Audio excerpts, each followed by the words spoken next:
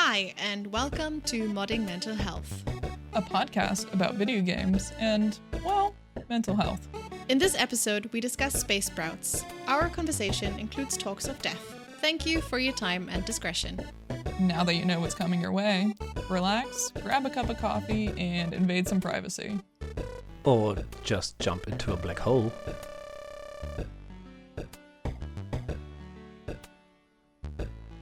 Hello, and welcome back Welcome back! Modding Mental Health. We're back. A rare one. Listen, things have been tough, especially in the US, so everyone has to cut everyone some slack.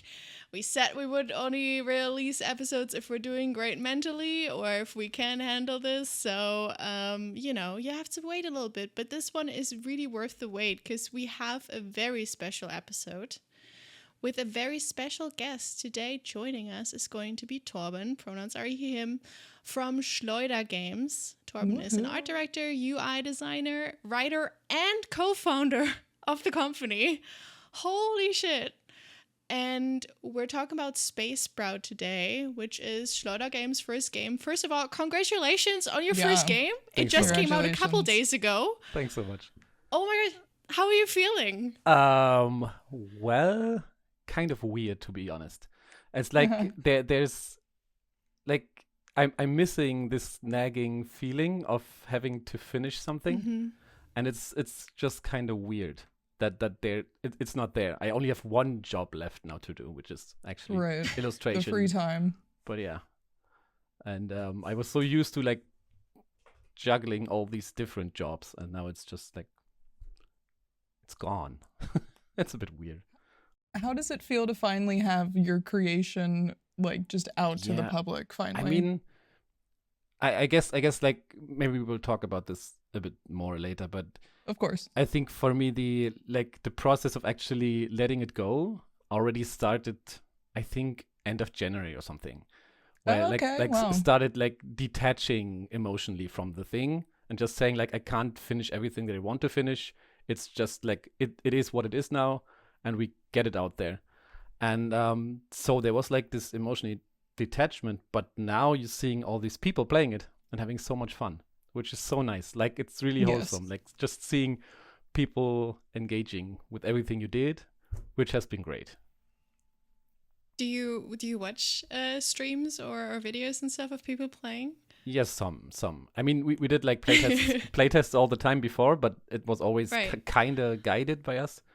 And I watched some. I can't watch all of them, to be honest. Like there are quite a few, and I just don't have the time. Yeah. But steadily, I think I will watch them.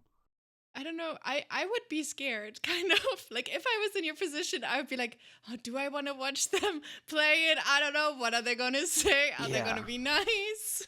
Like, to be honest, watching the first one, like the first one that was actually out, was like, I had to, like, bit of muster myself, like, to actually do it.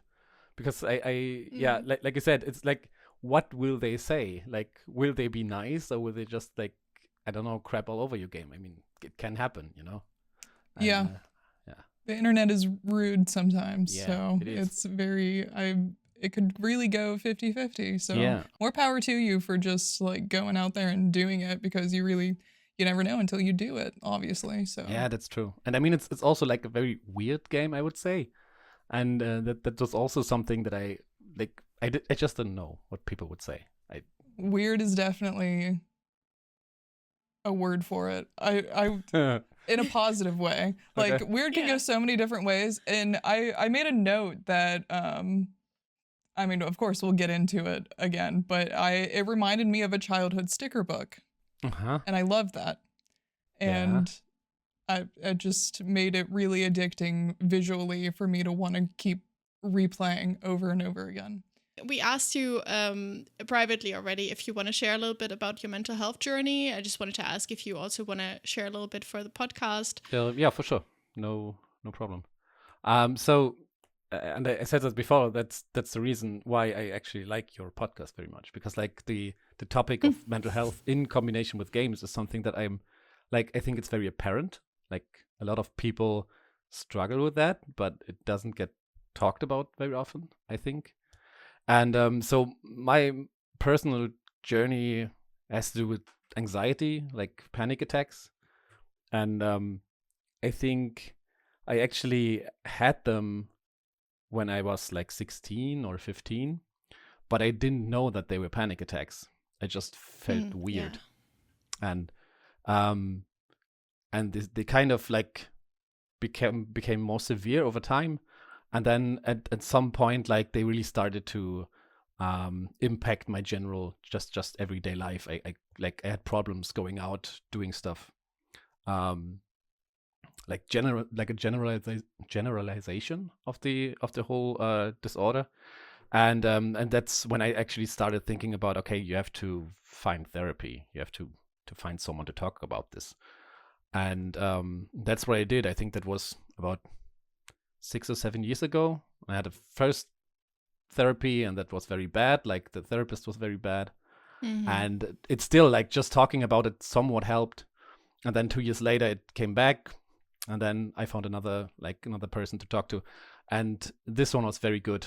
And I'm fine until now. Like I know I have it. I know like it can happen, but it doesn't impact me that much. Like I know when stuff happens, like and don't know if you have experience with panic attacks, but when like I don't know the pulse quickens a bit, or like I know that I like have this tunnel vision suddenly, then I understand what's happening, and then I can calm down. It's not like that I don't understand what's happening and then you spiral.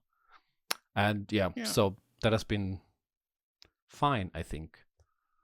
It's like you have the skills now, like the mechanisms that you learned.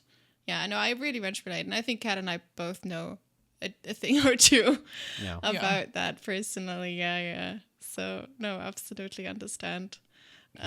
No, it's just one thing, because like I think later as we get into this, like there's some things that like while playing the game, I had to think about that a little bit, and that made me very excited to talk about it more.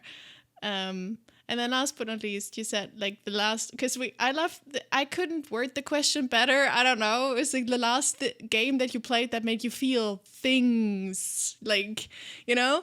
And you said it was Lunasid.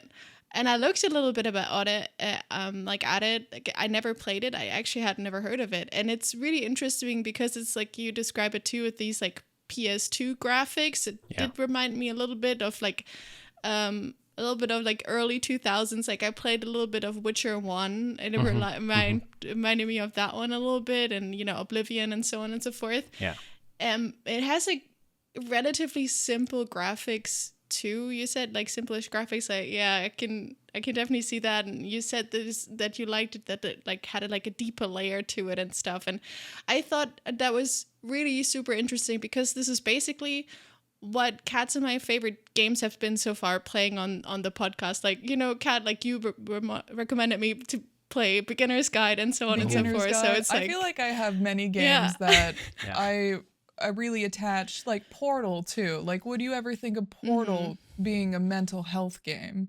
Not on the surface level, no, but if you really dive into it, it's a lot of psychological abuse, and it is a lot of different things that you can connect to. And it's like, maybe, I mean, obviously that's why we love these games so much, because even if you don't even think about it, it's like, wow, I can really relate to Chell in some way. I have never been locked up in a facility, but like there's some things I can relate. Not yet. Okay, let's keep it real. Okay, working towards it. Sorry, maybe. Who knows? Sorry, Kat. I apologize. Do you want to come over here? We'll take you in. In the future, yes. I got you. But yeah, I love that. I looked into this, and I want to play. I mean, what is it? Lunasid? Lunasid. I never know how to pronounce it correctly. It's also like it's made from one person, and they they definitely have their own like spin on things and characters. There's a bit of furriness in there, and it's definitely like a person like from a LGBTQ community, which is also like transported into the game, which I found really nice. And I mean, thing is, I might have spoiled the experience now with this talk about the second layer and everything, because like that's something I didn't know before I played it, and then it just like happened when I played the game, and it's not at all. If any, that makes me more interested to play. I feel like I'm the opposite, where I'm like, there is something like that. Okay, well now I have a task to go and search for it. We just love the mix of simple graphics and big story. I think we've talked a lot about this already on past podcast episodes, that there's something about games being super flashy and trying to convey something, and games that are just kind of keeping it simple and let you figure it out for yourself a little bit, like let yourself attach some.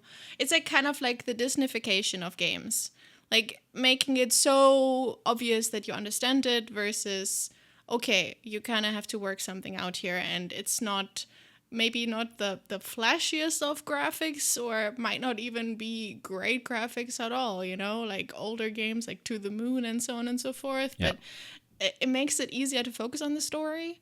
And that's why we're, I don't know, I think we're both big fans of keep it simple and let us focus on the important part. And maybe it's just also the ADHD. If you have too many things to say, I'm not going to pay attention to anything else. So it's like, it's a great mix of those. I mean, I really like the graphics of Lunacy. I have to be honest, like, because I've been growing up with the PlayStation 2 era of games, and I just like, it's a very vibey game.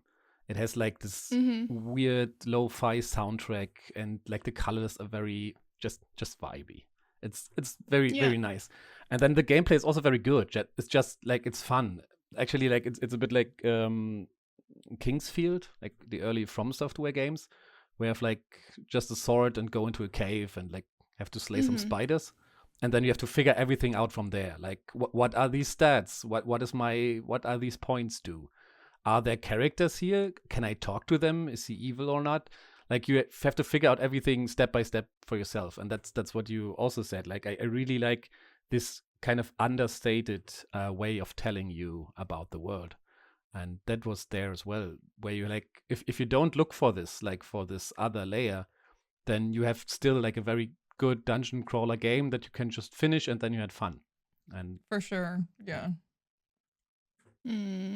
I think this thought about everything, and the way you describe that you like games that make you look for the deeper layer, and that don't, like, I don't, like with flashy and simple graphics, I don't want to put like, simple graphics are great. I love simple graphics. Like, it's not like one is better than the other or whatever. It's just one, like AAA games sell you more, they go into like the extreme when it comes to like realism and so on and so forth. It's just like the way they are pushing, which is why I love indie game studios so much, and it's more of a different approach. And I wonder if this does get looped back into AAA at some point. We shall see.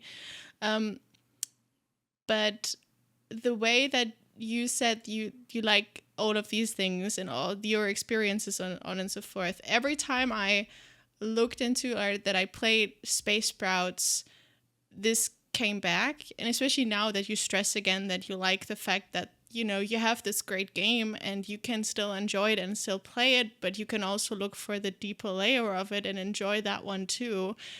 I think that is very prominent for me playing Space Sprouts, and I'm very excited to get into that. I see so much about what you just said. I was like, yep, okay, so yeah, I see how your experiences come into your game, basically. Even though, of course, you're not the only one on the team, but that's what I would say. Like, we were actually 3 people working on this, like, for the actual development part. We have more people doing like marketing, but actually developing the game with 3 people. And I'm not the game designer, so like a lot of the mechanics that are in the game are not my design. They come from other people.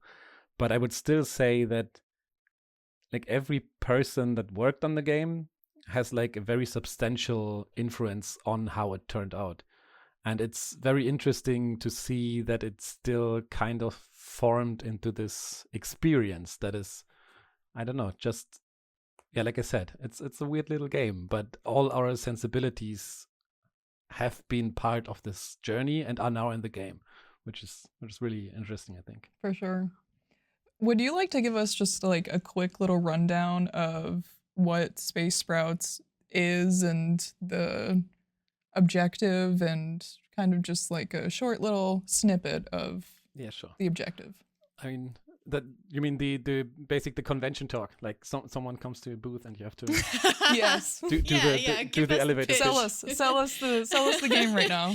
We're coming to your booth. I don't know what this is. What is this? Yeah. What is space? What? Space? What? I have never heard of space. What is it? I am a middle-aged mother. Please explain this to me. Yeah. So basically, I want to buy this game for my child. Yeah. Do you have like a physical package of this game? So Space Sprouts is a short loop-based game about a person named Oda. She's on a spaceship, and they're traveling from A to B, and your journey is just a short amount of time.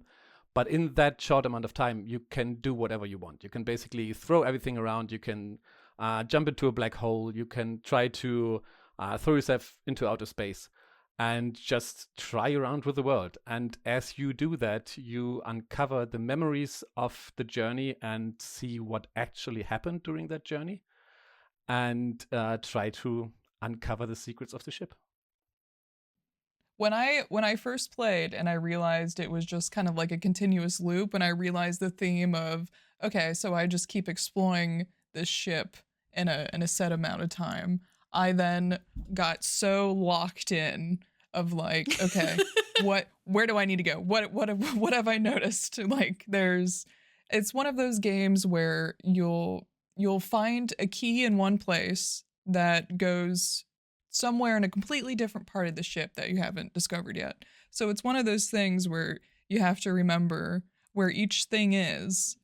And then I love games like that. I just have to say, I feel so smart when I notice a pattern and I'm like, I'm just going to write this down real quick. I just need to remember this. And then I find where it goes and I'm like, genius. I always felt like the developers, I always felt like your team was always one like step ahead of me while playing. It's like you mentioned the black hole. I'm like, I remember I was playing and I was like streaming it to just like one friend. And I'm like, if I jump in here, what will happen? Like, will it just kill me? Will it spawn me somewhere? And I remember I jumped in and your Oda comes back out and she's disformed pretty much. You can throw so many things into this black hole. And I got a reward for outer dimensional poop. Spoilers. But like that was so like rewarded. It just made me want to keep playing. You know, it's just like those little things that you realize you can get rewards from and do. So much fun for me personally. Thanks so much. That's so nice to hear. Because we, like I said, we did a lot of playtesting with this game, and we started doing playtests, I think, beginning of last year, and did like every week we did playtests with people. Just like started with family and friends, and then we went to like actual open playtests and just asked people that are interested. And there were so many of exactly these situations where people tried specific things, like combining this with that. Can I use this to achieve that? And at that point you couldn't. But if we saw like a pattern of like 3-4 people trying the same thing, then we said like, oh, you guys okay, are we're putting that in now. That's and amazing. Then and most of the time, like Lucas, our game designer, he's like a great game designer, and he always like knew that if you put something in there, you have to tie it to an actual mechanic in the game. So it's never like just, okay, then we put a key here. But this key is then also like used in all the other parts of the ship, for example, or the bolt cutter is used here and there. And so like the game basically grew in mechanics. Like there was so many stuff that was added over time that it just became bigger and bigger. And that's what I meant before. What we're seeing now is like when people try this game and they try this stuff, and we have seen this, like people trying this 100 times. Right. And we know that they will try it, and that's exactly what you meant with it being a step ahead. We knew that I appreciate it. Like I was to the point where I was like, okay, well, did they do this? Did they do that? Yeah. And then I even like using I was using a fire extinguisher as a jetpack at some point. And I'm like, I don't even know if this is allowed, but I'm doing it. It's allowing me to do it. And I just assume maybe that's what they want us to do. So I was using a fire extinguisher as a jetpack at some point, and I was really enjoying it. Have you ever played, oh God, I always get the name wrong, Mosa Lina? Like a very small game came out, I think, fall last year. And it's like... It's this very small game where you have like this one screen level, and you have a gun which has 3 different types of ammunition, and it's always randomized. And what you're trying to do is gather some crystals and then get out of the level. But it's the exact same experience where you just like, you get this thing and then you just try out how it works. It's your way. There's no right way. It's just a sandbox. And this game has been somewhat of an influence on our game as well, because like we really try to put some tools, like we always talked about the game like a toolbox, like this set of tools that you just have, and people can just try around with them, and all the systems interlock with each other, so you can just like you said, try the fire extinguisher to fly, or I don't know, try to suck everything and throw it into the black hole. And you can very much break the game. I don't know whether that happened to you, but you can definitely. I did. I haven't broken it. Yeah. But I will say it was a very, because we got the early development key, so I don't know if you fixed that yet. But I broke it at the very beginning. When you first get your little suitcase and you throw your stuff like in there, I threw it too far and it got stuck on top. No. So it wasn't dropping down, and I couldn't get up for anything, and I was just like, well, I think I'm gonna restart this one. I actually recorded that one, yeah. I didn't realize I was going through other people's bags until I got the reward from it, and I'm like, oh, that's what I'm doing. I'm just opening random people's suitcases. I'm like, this is illegal.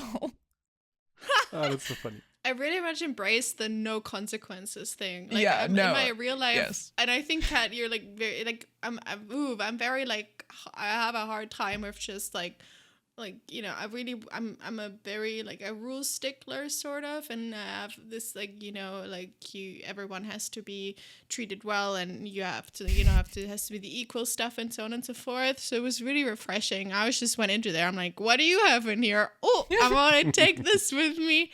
It's just really nice to try out, and I think that was one of my favorite things about the game too, that you could literally, and it was made to try out everything and try yourself out. And I think for me, because it is sort of a coming of age story, right? So Oda leaves her old place, says goodbye to the family. Very, very sweet. I love the dog. So cute.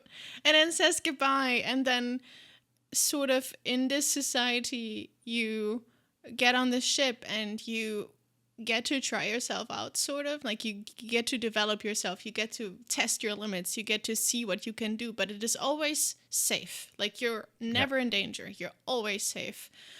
And then at the end you arrive, and then when you learn this is a retelling of the memories to the little kid, maybe a grandchild, who knows, something like that. That's what I thought.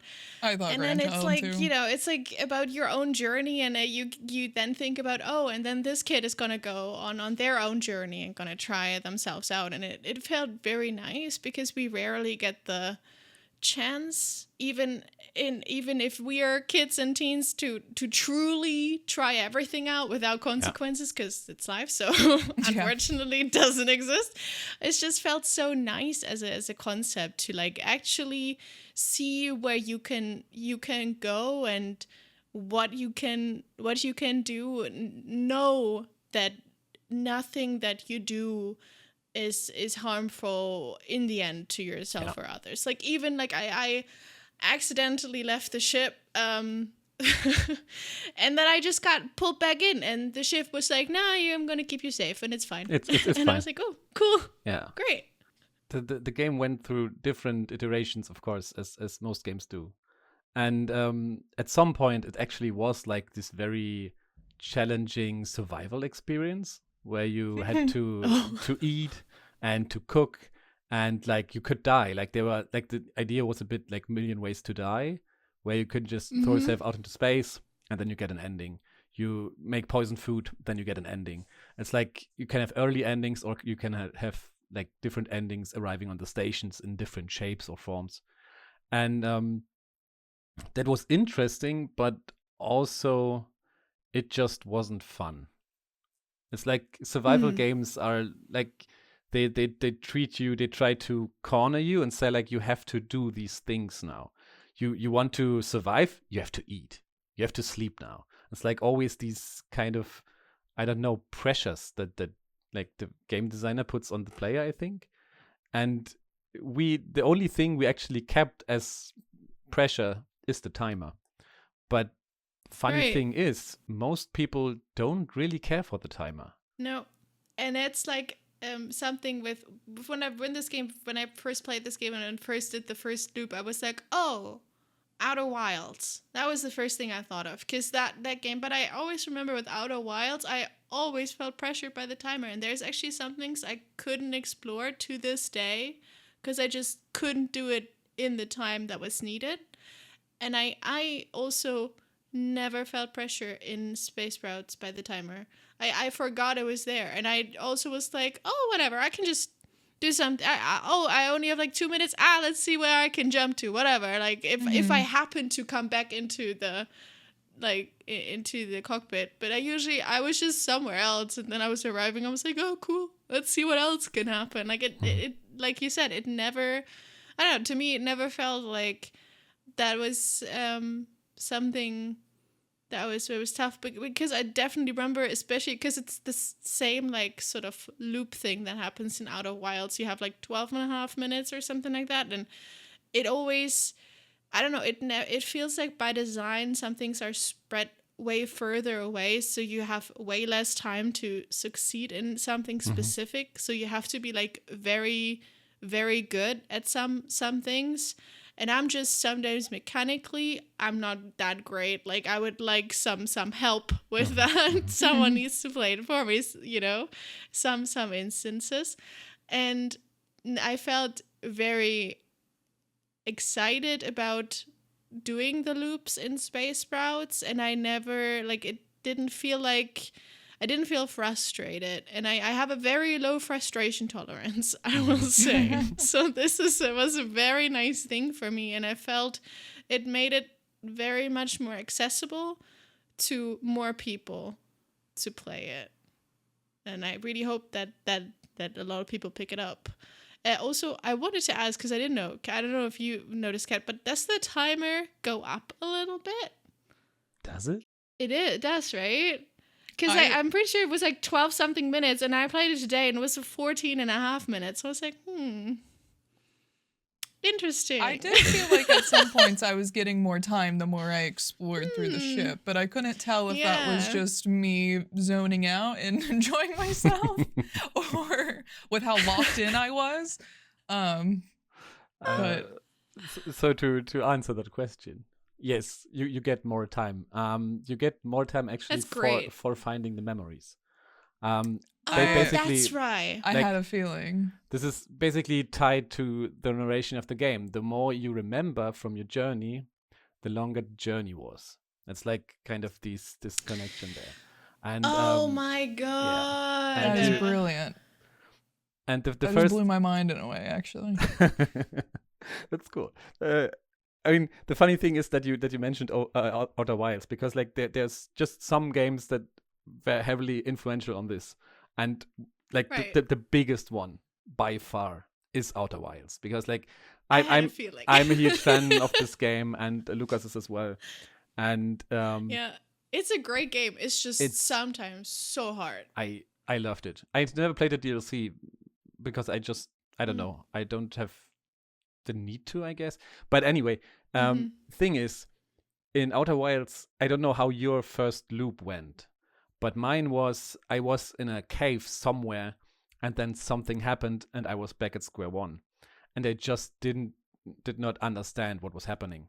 Like I only saw like the collapsing sun in the second loop I had, and this moment is like a moment of friction in the game, because you have to just let the player be, but you have to communicate on the other side that this is a loop-based game. Everything's fine. You just start again, and in other whiles you even collect some stuff that you keep. And this moment of friction is the challenge we have as well, like in our first loop, because people tend to not understand because they can't know that this will happen.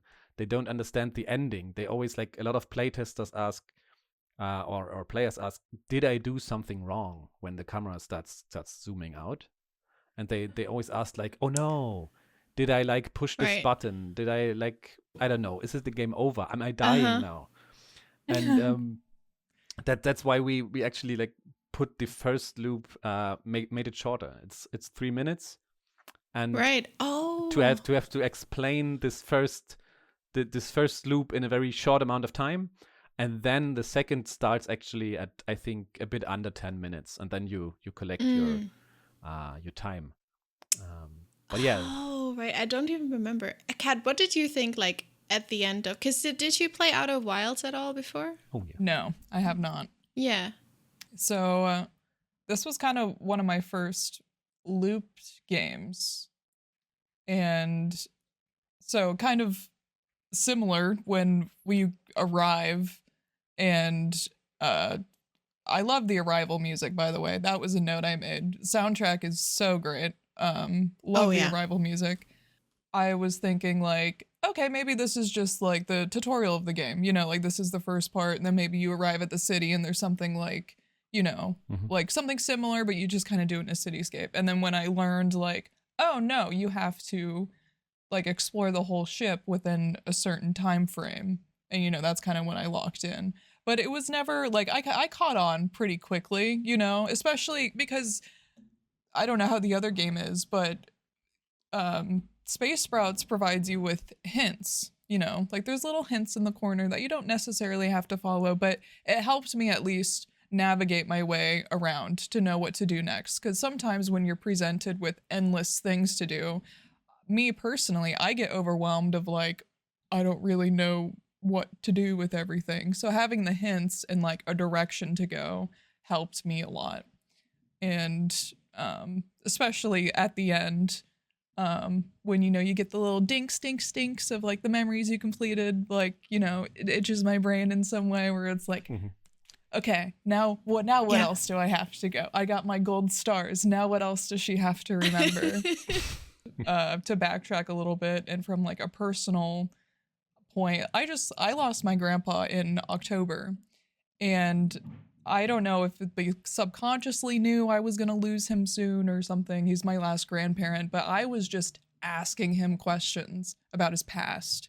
I was asking him about his dad, because his mom and dad are from Russia. They got married in Moscow. They came over from Russia, and, you know, I was just asking all of these questions because it's just so, to me, like where my parents' and where my ancestors come from, like that's so interesting. Like I'm only a third generation American, you know, like that's not a long time. And that's, I think some people, you know, forget that. So just having this kind of representation of, you know, retelling stories to like your grandchild or something, especially at the end because the ending is kind of like them together, and she's like, well, maybe the grandchild's like, well, maybe I can help you remember more. And that's kind of when you go into the loop. And yeah, it just really reminiscent to me of a few months ago, literally just hanging out with my grandpa, and he was showing me all of his father's like passports and like all of these places he went to and all of these family photos, and it's very special. So I really related to that part. It was kind of like, oh, I'm being seen a little too much. Why was I requested this game right now? I'm like, I don't need this emotional. But I really enjoyed that. And I don't know if this was on purpose, but the spaceship design and where each point, so you have like the cockpit and like the central shaft and like the nook and the terminal, and I noticed like the structure of that reminds me of like human organs in a way, or just like the structure of a brain, and I didn't know if that was on purpose, I mean, or not, because I think it's very interesting how it's all like the look of the ship is of course intentional. But I read before as well on our community Discord, I think, someone who also said like it reminds him of a brain. And that was not the initial idea, but I liked it very much because like it's a brain, you're remembering things. There's different areas that have like different themes, and I mean you can like make the connection there for a brain, like the different areas of the brain and functions. But the design comes from organs. It's like the idea is we never tell this in the game because it's not important for the game, but like I noticed. I noticed though. That's very very cool if you see that, like you look for these kind of clues, because the whole design of the world in the game is based on like an idea how this world works. And that's something that I worked on, which was like set very early but then expanded a bit. And the idea is that these humans, these orbital humans, they don't live on planets anymore. They started to go into space at some point. And they overcame basically the situation we have at the moment, where we exploit the planet and just destroy it for our own good. And they are living in the orbit of a planet and trying to live in a symbiosis with the planet. It's like taking things that are regenerative, and so they live in space, and their architecture, like their way of building things, changed over time, and it resembles more like a growing organism. It's more like the mixture of plants, like Solarpunk, like the mixture of plants and technology, and that's the basis for the whole like basic shape language of the game. For everything, like all the items and all the like the room foregrounds and everything is supposed to look like a grown structure, and not so much as like these typical like angular shaped science fiction things, you know. And the ship, basically, the idea is that you have a base ship at one point, and then the people that were on the ship before you have like they grew the ship, like the ship expanded with every person that had the ship before you, and each part is like a growing like organism connected to a person, to other captain that had the ship before you. It's like you're not the first one, and if you were the first one, it would have looked different. And I have this whole timeline, like which captain was on the ship at which point and everything, but it's not important for the game. Well, no, but it's important to you, and therefore it's important. And as a creative too, it's I personally love looking for those things, like those little details, because if it was something I worked so hard on, I would appreciate that recognition too. Because I don't think people on a surface level realize how much thought goes into so many little nuanced things. Yeah, and I think so is too. it important? No, but it means a lot to those people, and therefore I think it means a lot. But to each their own. I think even though you even if you don't like appreciate or like think much about the thought behind it, what's interesting for me is that if we have a good like lore or world building, or whatever you want to call it, you have a good idea or vision, then it translates into the art you make, and then it gets like interesting, or at least unique, or somewhat recognizable, and that's interesting. And I really didn't want to do, like I said, angular hexagonal, I don't know, science fiction design, because I don't care much for this. It's not how I would see like a Solarpunk vision of humans in the future. Yeah, I would say too, like even if you don't get or maybe scratch like the deeper, like what could behind it, what could be the thought behind it. I think if it didn't have the substance behind it, it wouldn't come out the way it does. Like it wouldn't actually feel so impactful and so natural in a way, and it would just because I don't think if it didn't have that like deeper layer, I don't think it would feel as if it would belong in there, so it just feels like very grown, like, I mean, for lack of a better word. I made a note that says it's beautifully cohesive. I said it's beautifully cohesive. It's colorful without being overwhelming. And like I've said this before, it's like flipping through a childhood sticker book. Yeah. I don't really like beautifully cohesive is what I'm gonna say. It's thanks so much. I had the same thought with it being colorful but not hurting your eyes. It doesn't like, it's just so nice and simple. It's like, I don't know, I recently watched Hilda on Netflix. It's just very like this, like you say, get this like color book or sticker book. It felt very reminiscent of the old, and I think like, I don't know about you, Kat, specifically, but I think you, Torben, would know exactly like those old like Kika shows, like Biene Maya and Willy, like the hand-drawn style. It's like maybe like something similar to Ghibli. Kind of reminds me of like Blue's Clues. Yeah, like that. Yeah. Just the way that it goes is just so like nostalgic nice. Almost. I don't know how to like. For me, it was nostalgic, and I can't really pinpoint why at the moment, but I was definitely thinking that while playing that too. It reminded me of something I would play like as a religion in elementary school. Like if I had the time like I used to, I would be all over it. Like that's so interesting because I mean I'm trying to like what happens in my brain now is I'm thinking about the art style of the game and think about what aspects like trigger like a melancholic feeling or like I don't know, a retro feeling or like an emotional response that makes you think of your childhood, because I don't know, like can you explain this sticker book feeling a bit more that you have?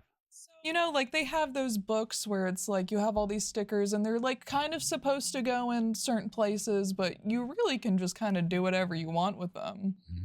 So that's kind of what it, in my head, that's kind of like the metaphor I kind of gave it of you can put them anywhere and it still works. It's still like, it may be a mess, but it still makes sense and it works. And I think part of it being like reminiscent is, I mean, we kind of already said this, is just the wonder. You can do so much, you can explore so much, because when you're a kid, it's like the limitless possibilities. I think the first thing I did when I got the scissors was, well, can I change my hairstyle? It was the first thing I did. Like, you can use the scissors for so many things, and all I did was like, well, I want to change my hair. Like, I think I sat there for maybe like 45 seconds going through all the hairstyles because I like fashion. Like, I change my hair all the time. Like, I mean, that's really interesting, because I think that really comes back to the general idea of the game design. Because, like I said, we oftentimes we talked about the mechanics in the game like a toy box. You have like this box full of things, and you just dry around with, kind of like Lego or something, that where you know all the parts and you know how they work, but you never know what you're gonna build or like. Exactly. Yeah. Piggybacking off the Lego idea, like the whole point of Legos is you can make anything with them. Exactly. And but like, of course, they give you the boxes, and like you can make pretty flowers, and you can build the whole city. You don't have to, though. I saw somebody took the Lego flowers and made a Stranger Things Demogorgon out of it. And I'm like, that is that's amazing. Genius. Like, you have all the parts for it. And he was so, I thought it was genius. Pretty good. Yeah, and I think that's so fun to see that people actually respond in the way that you describe it. Like that they have this feeling that they just can try around a bit with it. And it's not like you there's no pressure, you don't die, you don't have to fight enemies or I don't know, shoot at stuff or whatever. It's just like try you around. Can, but it's like intrinsic fun, basically. Yeah, it's surprising to hear that it was a survival at first. Because that just, in my opinion, that just gives it a completely different, I don't want to say a type of anxiety, but like more of a, I guess an anxiety. Yeah, it's kind of like, oh my God, I'm surviving on my own now. This is a little too real. I left my family. I'm on my own. I have to pay mortgages and... I already did that in real life. Please let me... And I think that's one of the things when... and I don't know what exactly drew me, because I feel like I stalked you guys on TikTok, like, I want to say like over half a year ago. And I like, because I think I one of the first videos that I came across from you, I think I tagged Kat, and it was like podcast game ? And I think at some point followed me, and then I followed back, and then we DM'd, and I was like, hey, we should talk about this. And and I think also your initial response was like, why aren't you a mental health podcast? Yeah. Like, have you guys looked at your game? Because I feel like one of the bigger things that we talked about this just now for, I want to say the past 20-ish minutes, is just this like sort of healing your inner child a little bit, being able to try everything out, being able to exist in this context, and literally being someone who's leaving the nest. I think that's even one of the memories, one of the core memories. Yeah, being allowed to do that. Everyone remembers their first time leaving home. I mean, I just left home. Technically, I moved out of the state for the first time. So this is also this game, thank you for giving me this game, because it's hitting a lot of hit points for my personal life right now. I'm leaving home, nice. grandparents, talking about memories. Wow. That's such a great perspective on the game. It's really, really interesting to see the connection to like personal like experiences of people. Right. It's like, and like everybody can have such a different experience too from like different parts of the game, you know, like this is why I love this podcast, because I like talking. I mean, just like you said, it's interesting to see the different perspectives of what sticks out to people, what latches on. What makes you personally think of like, oh, wow, I'm going through that right now, and I didn't really realize it until I connected with this character so well, or situation so well. Yeah, for sure. It's like I never intended it to mean that, but when you talked about this messenger, when you talked about this before, about it's a coming of age story, and I was just 2 days ago talking to a person, and he said we talked about like this first section, like the section of your life when school is over and you have to figure out what you do, and how this like worked out for them, and how did it went in my case. And it's always an interesting topic, because in Germany it's kind of there's no specific way to do this. You can do like a voluntary year or something. Some people do that, some don't.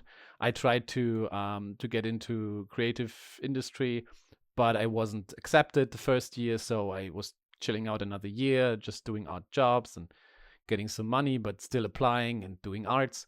And when you talked about this this coming of age, I thought about my own coming of age situation back then, and this trying out things and just trying them. You don't have any repercussions, any pressure. Just trying out things would have been something that I would have really appreciated more in a real life setting, because I didn't know that I wanted what I wanted to do, or how I wanted to work, or do I want to sit in front of the computer all the time? I mean, I do it now. I liked it back then. I still like it, but I don't know whether I will do that for the rest of my life, you know? And this kind of this part of unsure, I don't know, thinking about what am I supposed to do here, guys? Because I don't know. It's like your parents can't solve that for you. No one can. And the situation of Oda is basically exactly that.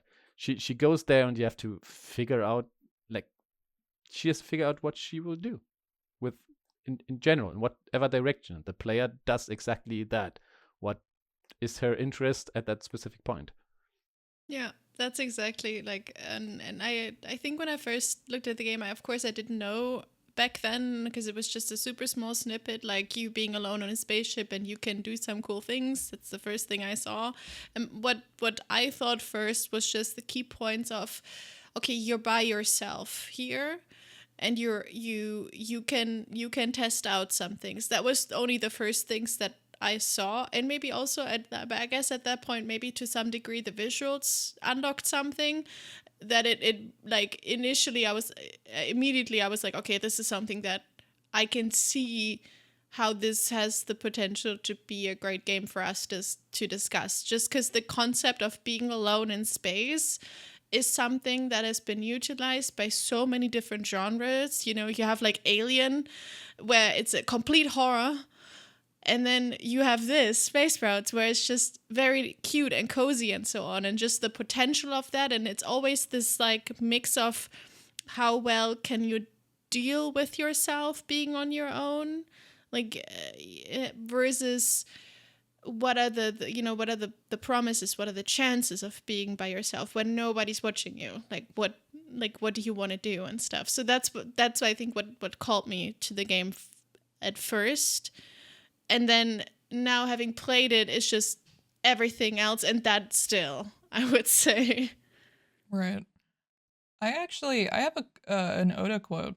Sometimes the ship felt like a maze. So many closed doors, denied entries, locked machines. I wasn't used to these kinds of restrictions. Back home, we never had locks. We didn't need them. But here, a simple key could open up a whole ship.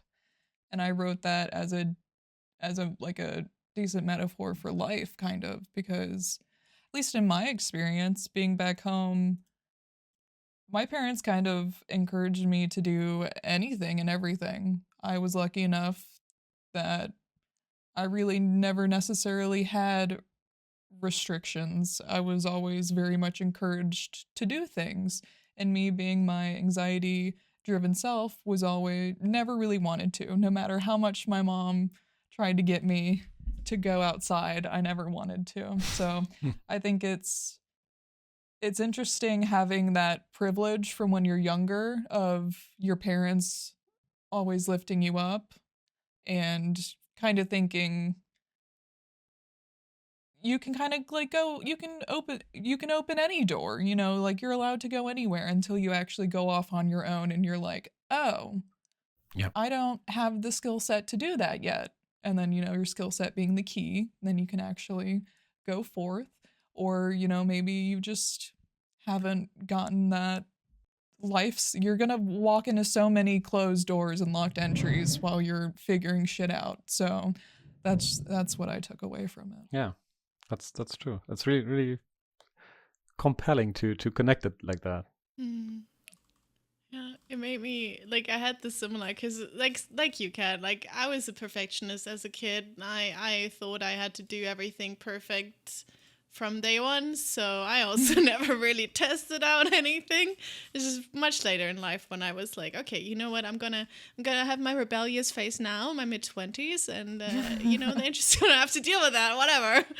But yeah, I had the same feeling too, and I think something about this especially spoke to me too. I think it was another, because I have the core memory that you have of the This Ship Is My Oyster, like similarly grouped. Mm-hmm. I have another one with the inner peace in outer space when you do the gravitational yoga, and I love that too because it says like, when I was a child I dreaded gravitational yoga. I could never hold still long enough and I would constantly drift off and get frustrated. Felt that very much. As an undiagnosed ADHD child, I very much can relate to that. And then it says, but in the ship I felt more calm, safe, as if it would hold me. I just let go and feel that weightless relaxation in my gravitational center. I always try to hold on to that feeling. I thought that entire quote was very meaningful to me because it's also about this like not learning how to, maybe to a certain extent, relearning how to do certain things that might not have fit to how they are meaningful to you. And then with figuring out with yourself and finding the right space to do it in, like the environment that gives you that, to then kind of come back and to still get the same thing out of it.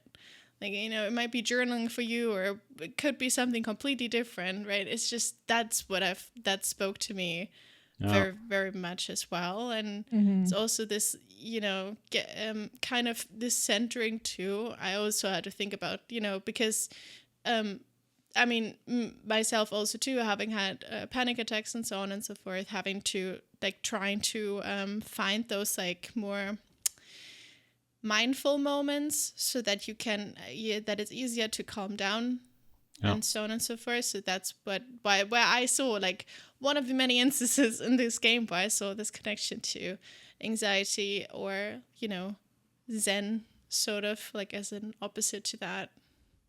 Felt very interesting. For me, the especially this quote, it's for me, when I grew older, when I was 16 or 15, it's I experienced this. I mean, everything is profound when you're 16, but right. I felt this feeling of loneliness. I experienced loneliness for me as a very deep-rooted feeling for me.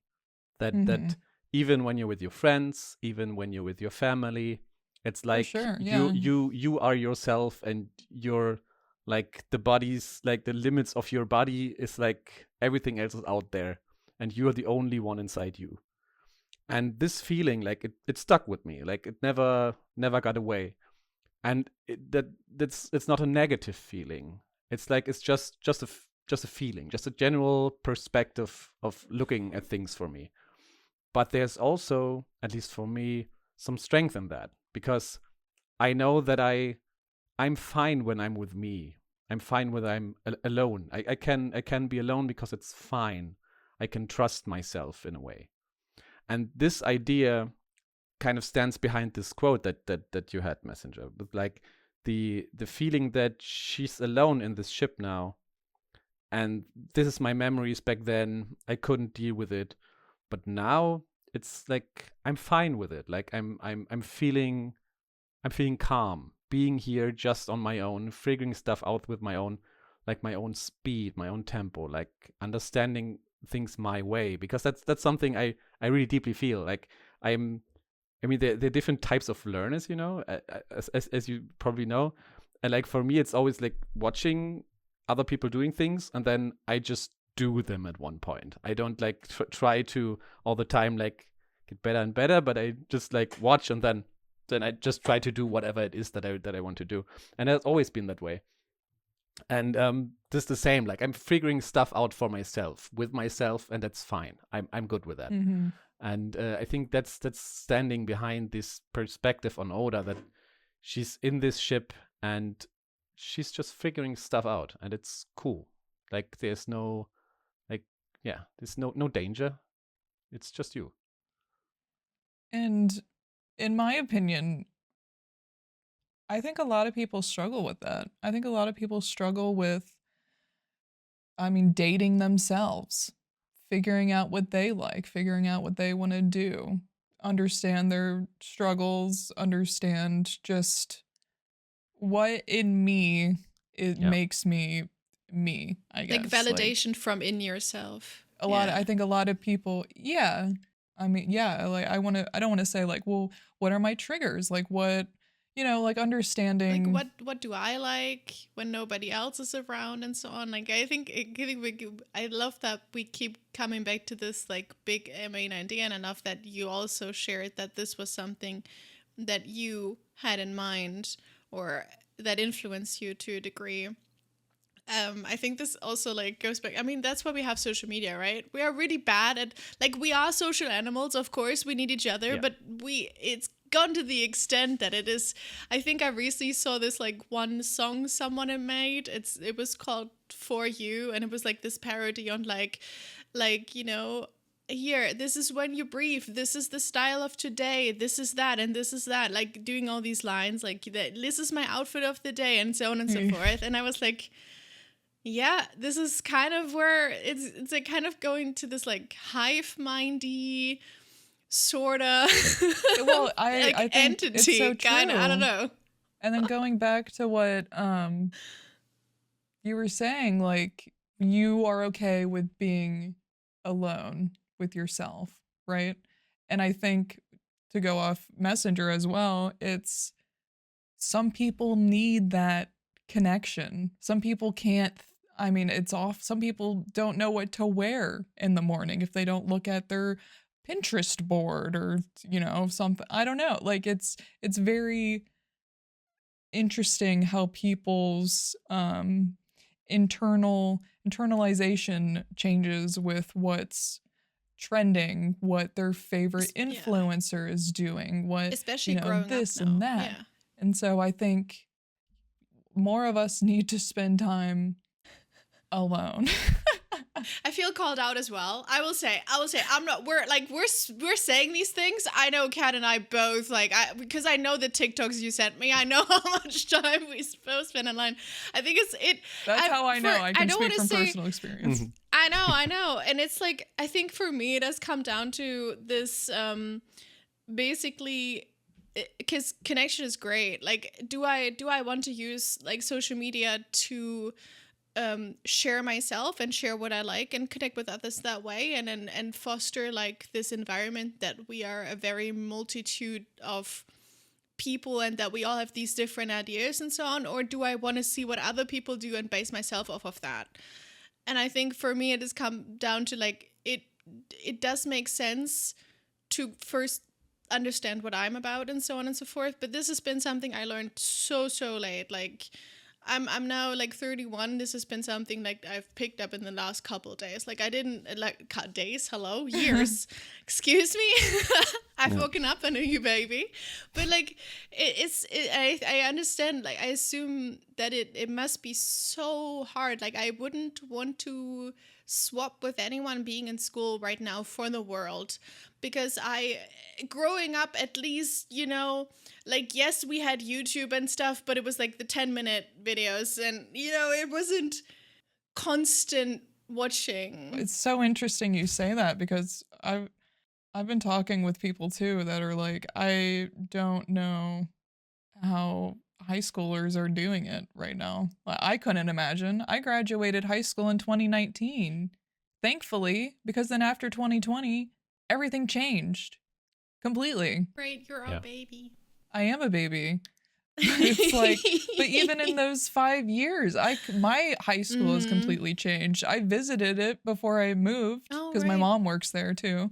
So it's completely changed. Yeah, I mean, it's that coming back to what I talked about before is I can't imagine how you would grow up today. Like if you're, I don't know, 15, 16 or 12 or 14, whatever, in this like very formative age, and having been exposed to, I don't know, social media in some form or another for basically your whole life. It's like probably your parents made pictures of you and posted them somewhere.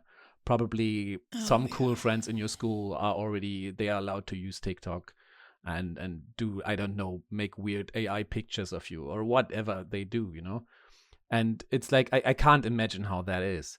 But on the other hand, I think people will always have like profound feelings when they grow up. Like they still experience themselves in a way. Even when you watch social media every day, you develop into shape of a human. And I don't know how that would feel. I can't imagine, but it must be interesting as well. And I think there are a lot of interesting stories coming out of these formative years. I talked to some people that did their final years of school during the pandemic. So they basically didn't had any real classes with people. They just like were sitting at home. And these were like the best years of my school, because like, I mean, the school sucked, but the people were cool. And we knew that we can just hang out after school and do whatever we want because we were old enough. And these were like very good years, at least for social interaction. But if you miss that, I mean, that does something to you. It has to, but I don't know what. I'm not like a sociologist or something, but No, yeah, I agree. It's like you do, because online what you see is the very curated image of someone, right? Yeah. And if you actually are around people the entire time, you see them at their worst and you see them at their best. You know, you see them when they step in a puddle and whatever, and when they're awkward and whatever. But online you only see like, oh, this shiny image and so on and so forth. So there's definitely I think something there that is missing. And it's interesting too because you said like you probably still like, because you will eventually shape into someone, so this is, you do develop, of course, in a way. It's not as if this is like somehow gone. I can imagine it might be something, sometimes be a little bit subdued. I've seen like this because I think Gen Z is very obsessed with cringe culture and being cringe, and hopefully absolutely not being cringe. Don't worry, Kat. And I feel like especially there's something about when your entire moment is recorded and broadcasted online that you would subdue yourself a little bit more, right? You would or at least I guess I would as a teen, because I was so worried about not fitting into the standard quo, because I was already not fitting in. So everything that I still did outside the norm reminded me that I wasn't there. So I would just be, either I would just be completely cringe, but like for, you know, or I would just try to not be, and be very like held back and so on and so forth. And I think that's also something about what the beauty of being alone on this spaceship is that you can just, nobody's watching you. You can just do whatever. There's nobody. You're retelling your memories, of course, but you don't have to, like, you know, because retell things, because I definitely know that when I was figuring myself out, like, I don't know, we did those, looking back, yeah, sure, cringe, but I absolutely love it. I wish I still had those videos, but I don't. But definitely did these like dances things or singing to like Kelly Clarkson, definitely not hitting the notes, but it was so fun, and we were just being, you know, very silly. And you could record it kind of sort of a little bit, but it usually didn't leave the computer, and you were just, you know, you could maybe rewatch it, but usually I just deleted them afterwards. But like, you know, those dances, I don't know. Well, to be honest, I also fried a couple computers when I was younger, so they definitely went up in flames a little bit. But yeah, it was just something that was more not allowed, but it was more possible than it is today, where there's cameras just everywhere that are broadcasting live. Yeah. And I think that's something that I really liked, like, about Space Sprouts, that it takes the wind out of your sails a little bit in a good way. Like, it makes you a little bit more calm. I can only think of the German term Entschleunigung when I think about this, but it just literally means decreasing your speed and giving you like the time to kind of look at this. And I want to say one of my favorite parts too was that after every loop you're asked, is this enough for today, or do you want to retell it? Because I was like, oh, I enjoyed that too. Actually, I'm a little tired. Thanks for asking, Gabe. Maybe I should go to sleep. I think I wrote a review like recently on your page, and I wrote like, for an adult, like, you know, early 30s gamer, this is perfect. It's perfect amount of time to get into it, to do a thing, and then, you know, pass out on the couch.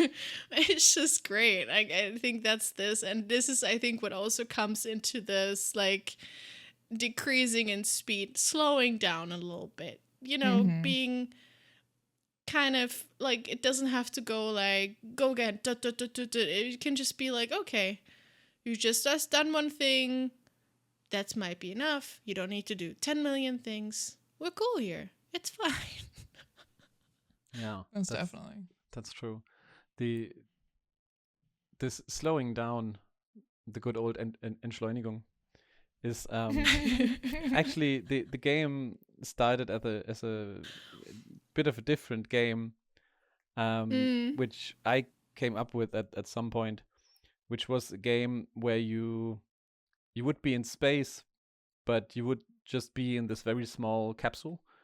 And at some point you hear a clonk sound, and then you would go outside and see, well, there's this plant pot.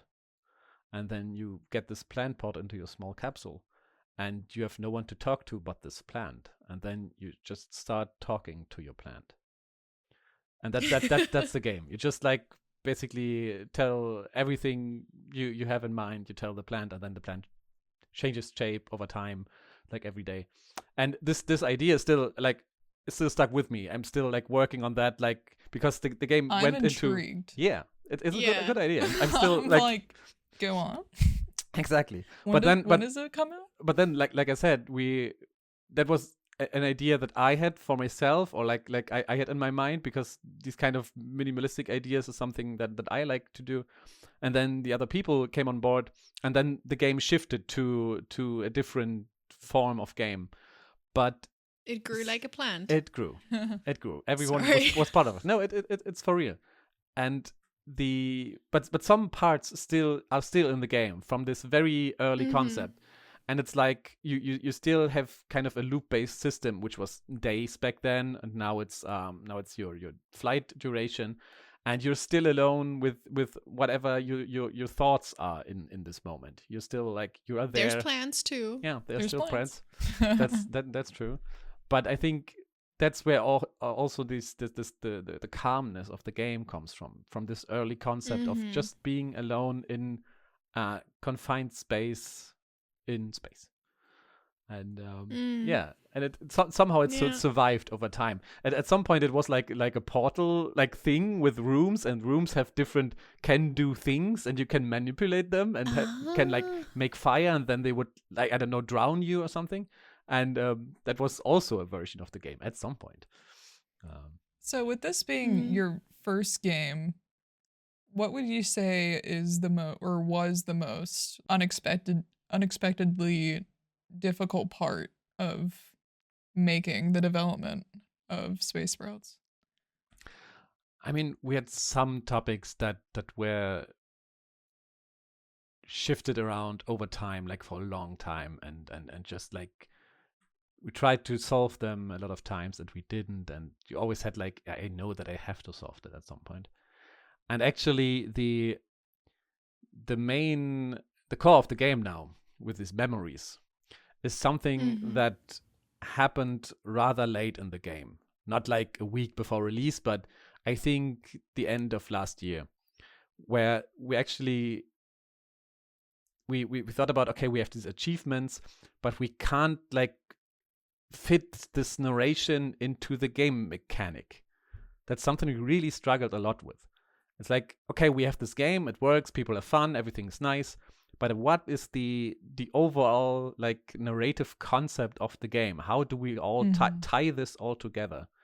I think that was, at least for me, the hardest part to get right. And the point with it's memories, and you talk to this child, and I don't know whether you finished, like, have you found all the core memories? I don't know if I have. Probably not, but I love the different. I have 1, 2, 3, 4, 5, 6, 7, 8, 9. 9. I have 9. Is it 10? I'm missing one. Because like there's a dialogue there that's happening. And that ties everything together. And it was like, that was really after a month of thinking about this, that was like this one lightning flash, and it was like, that's what we do. That's how we tie this all together. And then we started writing. I started writing all the text, so everything like fit to this narrative. But this one was really, that was the most challenging one. When we went to Gamescom last year, and like 300 people played our game, we still had like a basic idea how we want to structure the context of the game.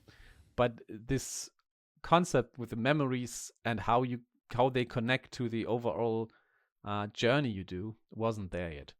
And that was really, really hard. That is crazy. That's like a couple months ago. Yeah.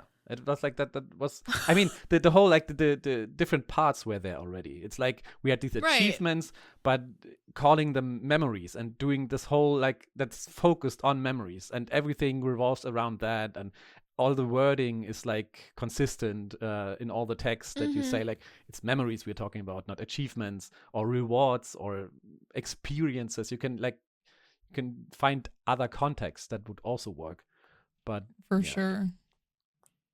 I mean, I guess Lucas would tell something completely different from a, like, programming perspective. I think right. Very different struggles, I think. Right. Oh my gosh. So what would your advice be to other developers who are starting their first games, whether it be like similar to like a narrative puzzle game? Is there any just advice you would want to give to developers starting out that you wish you had gotten? That's a tough one, because I mean, the usual stuff you say to people starting is go to game jams, work with other indie game developers, do small projects, learn what you want to do, see what you don't want to do, and try to find your way, make some connections. That's true. I think that's true. Also, one that people always say is, like, make the game smaller. Make it smaller. And we were told that, and our game went a bit too big in the end. It's so hard. I was in so many projects before where scope was a problem, and then at our own game, it was still a problem. As you can't escape that. And I think a lot of releasing a game, making it from start to finish, is an experience that I think you can't really tell a person. You have to actually do it to understand it. And I don't know what I would say makes this easier, or would be something that I would have wished that someone told me. But having the game released just now, what I feel deeply is an appreciation for just sticking with it and finishing your game and putting it out. Because, as you should. Yeah, it's like a hard thing to do. It's the same with art or music. You should be very proud of yourself, because that's you and your whole team. Because that is, I couldn't imagine all the work and I mean, like teamwork also. Like that's a lot to agree upon. 2 years of our lives that we like worked on the thing, and that in itself is a value. It's like a lot of game development, or like when you build a studio or a company, is very fixated on the success, because like oftentimes you have to, because like it's your private money that goes into that. In Germany, it's like a bit more relaxed because we have all this public funding, and you can get some money to get started. You still need something to start off, but it's good when you have all your money riding in it. Then of course, like, the pressure is something completely different. But yeah, the games are a piece of art. I mean, that's, people discuss it a lot, but I think so. I think they are. And just finishing something, creating something, and then put it out there and see what happens. And even if it's just 3 people that play the game, it's still like it has a value inherent to the thing you did. And for you, it's very important. And also, I think it feels very good to just finish something, put it out there. Yeah. I think you said earlier that it was hard to just, like, you started detaching a little bit and being like, I know I can't finish it all. I need to be okay with not finding, like, I don't know, not adhering to the standards I might have set myself at some point. I just need to be okay with that and still be happy with the finished product. Yeah. Would you say that kind of fits with the story as well? I mean, you're not gonna finish all the memories in the first 3 minutes, right? You gotta be okay with to keep coming back. Starting again and maybe doing something different. Yeah, you have to. I mean, the thing is, I also work as a freelance illustrator, and there's often times where you get in like a job, and then you think about all the possibilities that you have, and you have like, you do sketches and you have like all these things in your head. And then the client says like, well, I think I like this one. And then you start to lock this in. And then at some point, you're, like I said, with the game as well, at some point, it's just what it is. You can't change everything anymore. You can't just say like, I changed my mind. Hey, client, give me some more money. I changed my mind. I want to start from scratch again.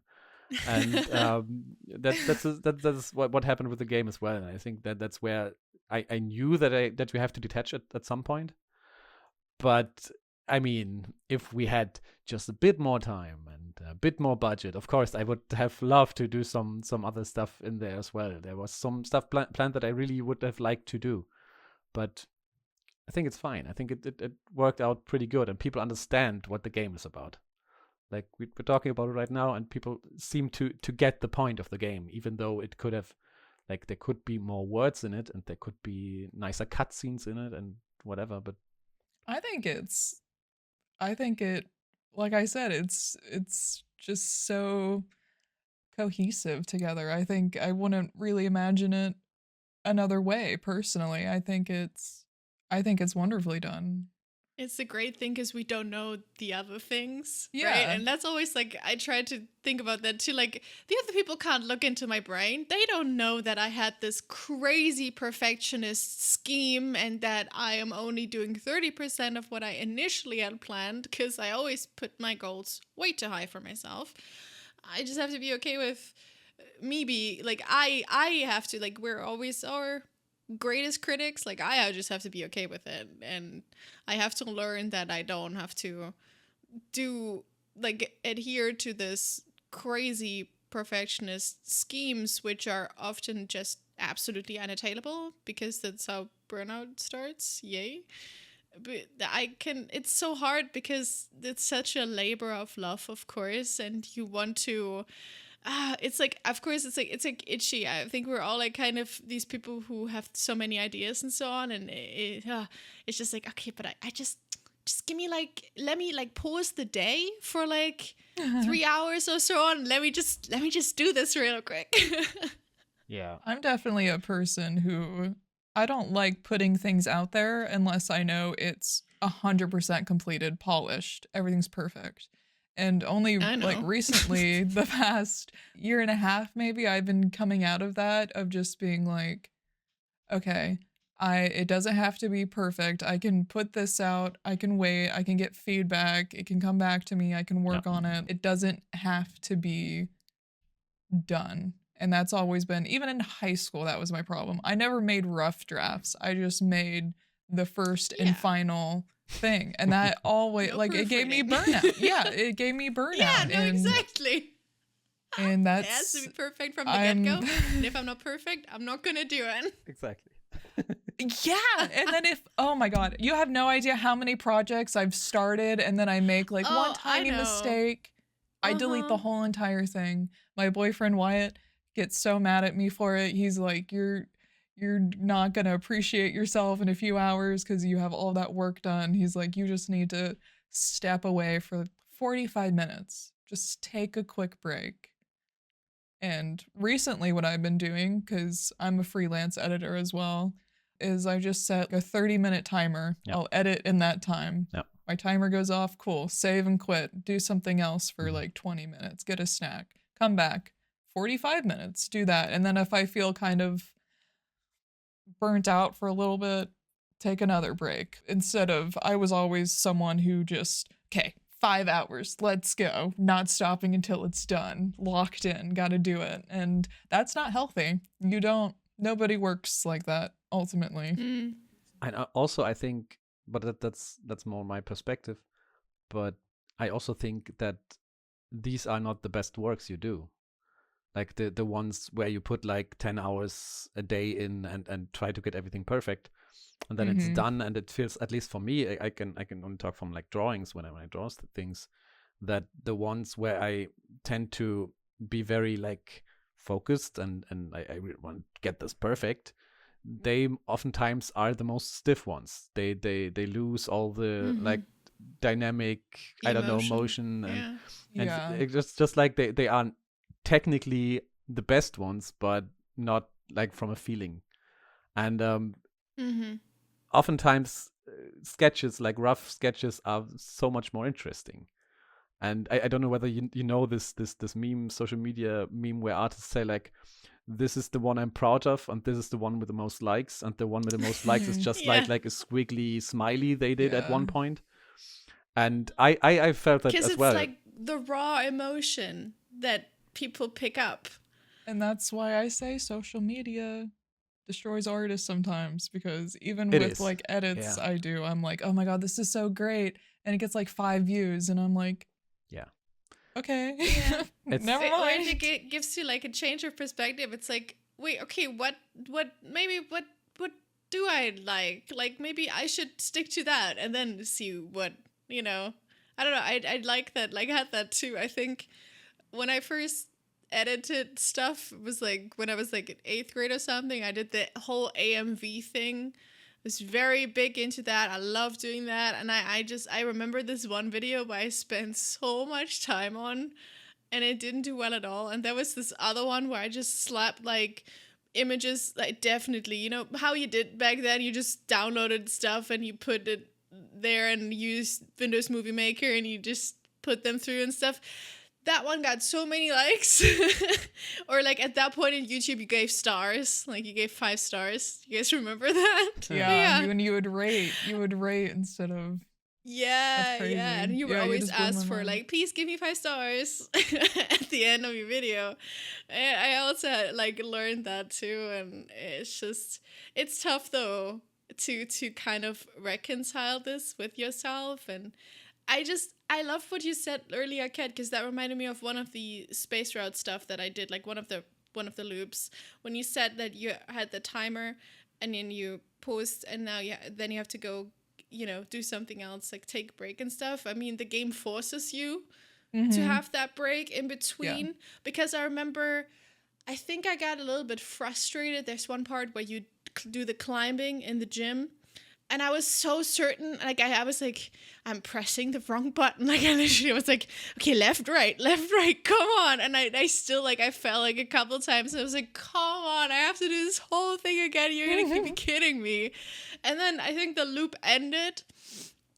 And I just sat there and I was like, okay, all right, I guess that's fine. Like, it forces you out of that. Like, if you're someone who gets very focused, like you said, Kat, like or you too, like you just have this like very detail oriented mind. You're very driven.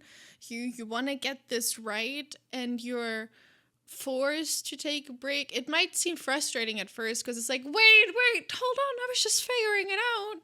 But then in the end, it's like, okay, you know what? Maybe this is a good thing. Maybe it's good. And then maybe I can do something completely different now. And I'm not going to do this freaking gym anymore. I got it in the end, but it was still hard. I don't know if it's the same with your sketches. I know with editing it is, but whenever I do take a break and I come back to it and I'm looking through the work I've done and I make so many changes then. I'm like, why did I think this looked good the first time? Like this doesn't work at all. And then I make a lot of changes and then usually I'm a lot more happy with it. So exactly what you said, when you're locked in and you're doing something, it's not going to be your best work. At least in my cases, it never is personally. So I'm always finding myself going back and changing things. No, absolutely. I mean, that's still like, I don't want to say that stuff you focus on and put some time into it is not worth it and everything. I mean, it's still, of course not. Like you, of course, yeah. Still, it's good if you think that that's what you want to do. Fine, go ahead. There's a healthy balance for everything. It's focus and then comes obsession. Yeah. And I think like taking a break and coming back also like refreshes your view. Like you see it and what you said before, Kat, that you see errors or like problematic things more clearly when you had some break and just watched at something else, and then you come back and say like, well, that arm is too short. It's like I one time I did a cover artwork and I sent it over, like everything ready, and I sent it over, and the client was fine with it, And I looked at it again and I said like, oh man, like really, like there was this one person with like just very different length in arms. And I was like, I was talking to the client. I was like, do you see this? Do you see that something wrong there? And he was like, no, it looks perfectly fine to me. Oh. And then I said like, but I will change it and then you will see. And of course he saw it then. But like I haven't seen it before because I was so focused on just getting it done because I didn't have much time and it was just like to push it out. And it was so weird because like I couldn't unsee it anymore. But I needed some distance to actually look at it again and say like that's not how anatomy works at all. It's like when you focus on the fingernail for like 5 hours and then you kind of look away and then you see, oh, I have 2 left hands. Whoops. It's like kind of like the big kind of the balance between the detail orientation and seeing the big picture, I guess. I would say so. Yeah. Yeah.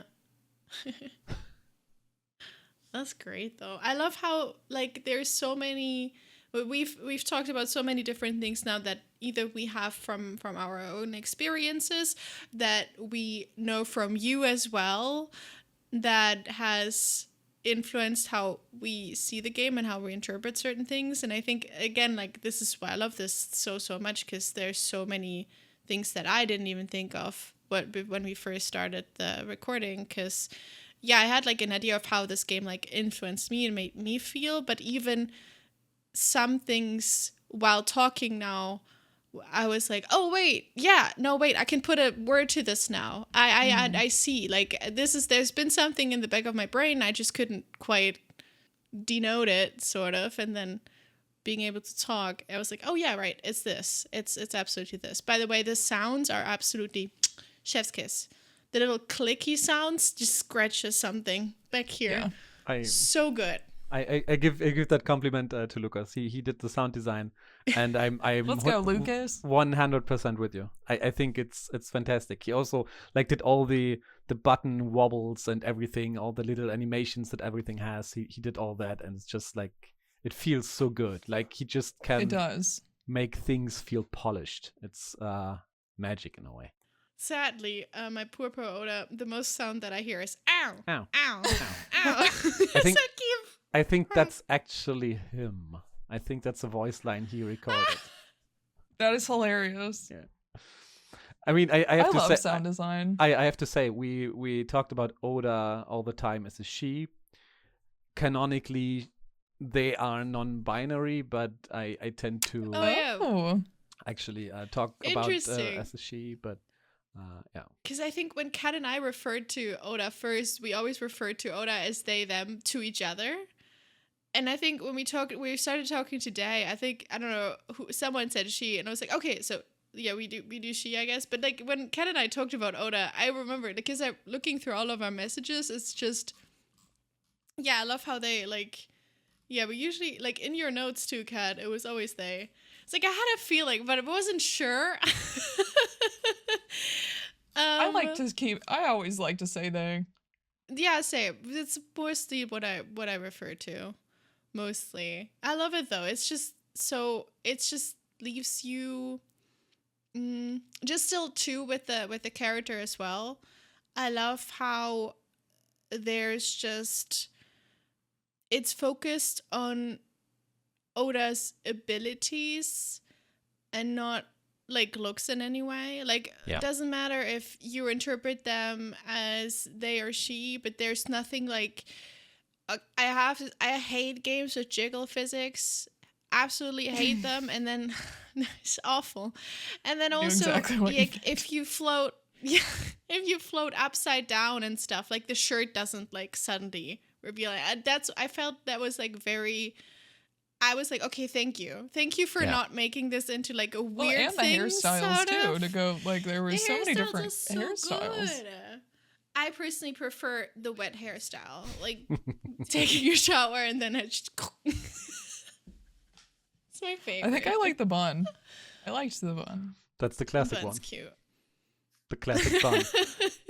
The OG. That has been there since the first sketches of the game. Like exactly this look, like the red shirt, the beige pants, and the yellow boots and the bun.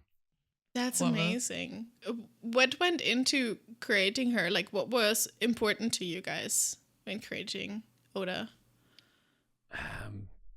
There wasn't much thought put into the main characters. Like I just like I said, I at some point I started drawing this whole organic technical solar punk stuff before we did the game, and then we figured, yeah, well, we could set the game in the same setting, and then I just drew them. I mean, she's also fine, but whatever. She's like me. She, they. Yeah, exactly. And it just happened. Was never like a huge backstory to that. It's kind of disappointing. I mean, to an extent, it's always to an extent, it's always supposed to be a reflection of the player, right? So, I don't know how to say it, but not keeping Oda kind of as just kind of open to interpretation as possible, of course, makes it easier for me, the player, to just take their perspective and just go through with that. I love the design. I love the colors, like the hair, the color of the hair and stuff. So nice. Just so nice. It was like, in the tutorial, you also change your clothes, right? And the idea is also that before that, she has this, like, her own clothes. There's like this whatever, pants and shoes. But then she changes into the uniform, like the Space Sprouts uniform. And then she's just one of them, like of the people doing this journey. It's kind of like this ritualistic journey that they do. And that's, I think, I mean, we haven't thought much about this, but talking about it now, I think having her as kind of a blank slate character fits the overall theme of the game, to just experience it on your own and don't put I think that ties in really well with the memory part, because it's how much do you really know about your grandparents, I guess, you know? Mm-hmm. At least not for me. I didn't really know that much about their personal life or how they acted when they were younger, because your grandparents were just always old. Like in my head, it's kind of like, who's your grandparents? They were never my age. They've always been this way, you know? Like, but no, I think I like that, because you don't need to know everything about them as a person, you know? It's open to interpretation. I don't think you're supposed to, in my opinion. Yeah, I think so too. It's not important for the game. It's like the same reason why we don't tell you much about the world. We tell it a bit through the text, obviously, but like it's just little bits and pieces. Well, that makes it more fun to explore, in my opinion, because then it makes me ask questions. It's like, okay. And think about it, and think about the universe, and I don't know, write fan fiction. Who knows? I still got some hours in the day. Not really. I'm fully planned up, but I can make the hours. But yeah, no, the first thing I thought of, actually, and this might go completely out of what we were talking about, and maybe because I just read the book series, but the first thing I thought about with the humans living on the ships and being like orbiters and so on and so forth was the Wayfarers series by Becky Chambers. Mm-hmm. You also have this like one group of people, like the Exodus crew, basically, and they left Earth when Earth wasn't, when you weren't able to sustain yourself there anymore. Like the rich people left earlier, they all went to Mars, but then the people who stayed behind, they used like all the things that were left behind and built these giant spaceships, and they were heading towards like wherever. And there was like this whole like Exodus crew belief is also just like, it's very like this reuse, reduce, recycle, like everything gets used again, and they don't have this concept of you put like up you put a museum piece somewhere because this can be used. Like, why would you put this behind glass? Because this doesn't make any sense. It's also memories who are what are the museum pieces. Yeah. And they have this giant memory storage that records like every birth, every christening, every marriage, every death. Yeah. And then even if you die, you get put back into the earth to grow new things. And that's something that I thought about when I first started into it too. That's pretty good because so another story time what the game once was and what it went on to be. And at some point the concept of the game was that you start in this this observatory at the outer reaches of your galaxy. And what you're doing there is you're doing voluntary work as a young person in this society, which is to work for the SETI organization, the search for extraterrestrial intelligence. And so the idea is that everyone has to do it, and it's kind of like a ritual to go there, be alone with yourself, again, being alone. But you are there for like a cycle and just watch space and look for messages or just blips on a radar. And then when you're done, you're going back and you live your life. But that's something you do kind of like, I don't know what people do, like social work for a year, just like something you have to do. And so this one obviously got scrapped, the idea of this being there in the station. But what's stuck with the general world building is this SETI concept of the ideas that people living in these orbits around the planet, and how are they contacting each other, because like you can't have infinite spaceships because like they only have limited resources. So spaceships get handed down, but they're very important. Like you don't have your own spaceship. You have like there's this one spaceship that you can use for your journey, and then the other person uses it. But what these spaceships also do is they carry all the knowledge and the history of your nest, like the station you come from, and bring them to the next nest. And they always kind of synchronize with each other so that every station always has the collective memories of everyone all the time. And what you are doing is like you trying to recall your own memories, because the Oda, that's major spoiler now. I mean, thing is, the Oda tries to figure out what she wants to do. And what she did in the end is she developed the technology to record memories. And what you're doing in the game... I was thinking that. There was one of the... like, I wondered whether a machine could also record memories. Exactly. And she developed this. And what you're doing in the game is you do the first, like, try run of recording memories. And this is the basic technology for sharing memories within the orbital human society. And that's what you did with your life, basically. You invented this this technology with the genius knowledge you had. We never explained this, like I said. No, but that's... I love this. Messenger figured it out, so obviously it's like... it's in there. Yeah, exactly. But you said there's something in the dialogue when you get the last core memory.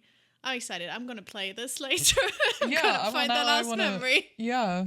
Well, I think you don't always need to explain it. I think having moments like that, I love the aha moments. Like, oh my God, yes. I love that so much. Yeah. Oh my God. It's just a short dialogue, you know? Like, there's just a dialogue happening. But that's what stands behind all this. Yeah, but the possibilities. My brain immediately goes, okay, what is this society going to do with this now? Like, what's the thing about it?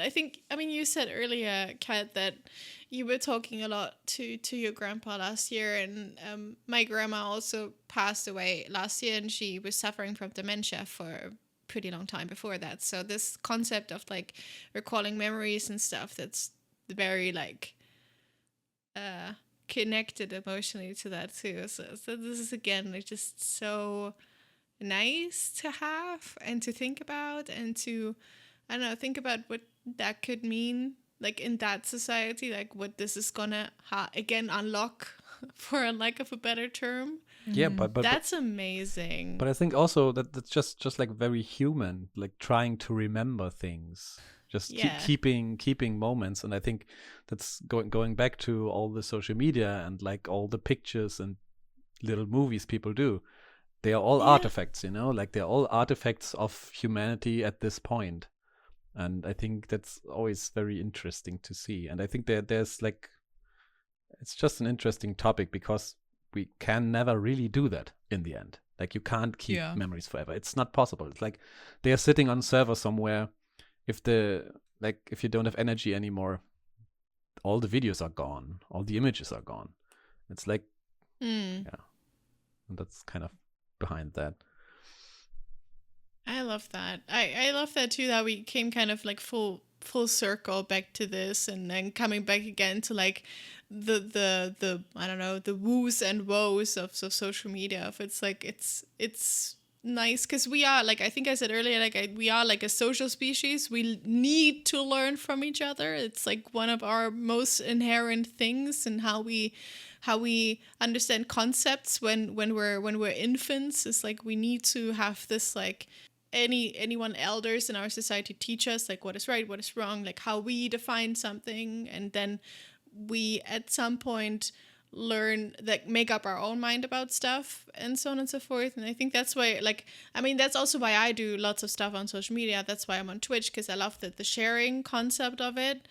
I think for me, I just see like there's just this limit of like adhering to a social, like a certain standard, and then going there to an extreme, and like being very conformist about it, and not being allowed to, or not feeling like you're allowed to share yourself anymore, but needing to conform to a standard, because otherwise the almighty algorithm doesn't pick you up. And for some reason we have outsourced feeling good about ourselves to like appraisal through likes and shares and views and so on and so forth, which is just such a human thing, because we love, of course, everyone loves getting praise. It's just so natural, right? Like if you're a child, you crave that you did a good job from your parents and from your elders in your society. It's just, I don't even know where I was going with this, but I just love that this is something that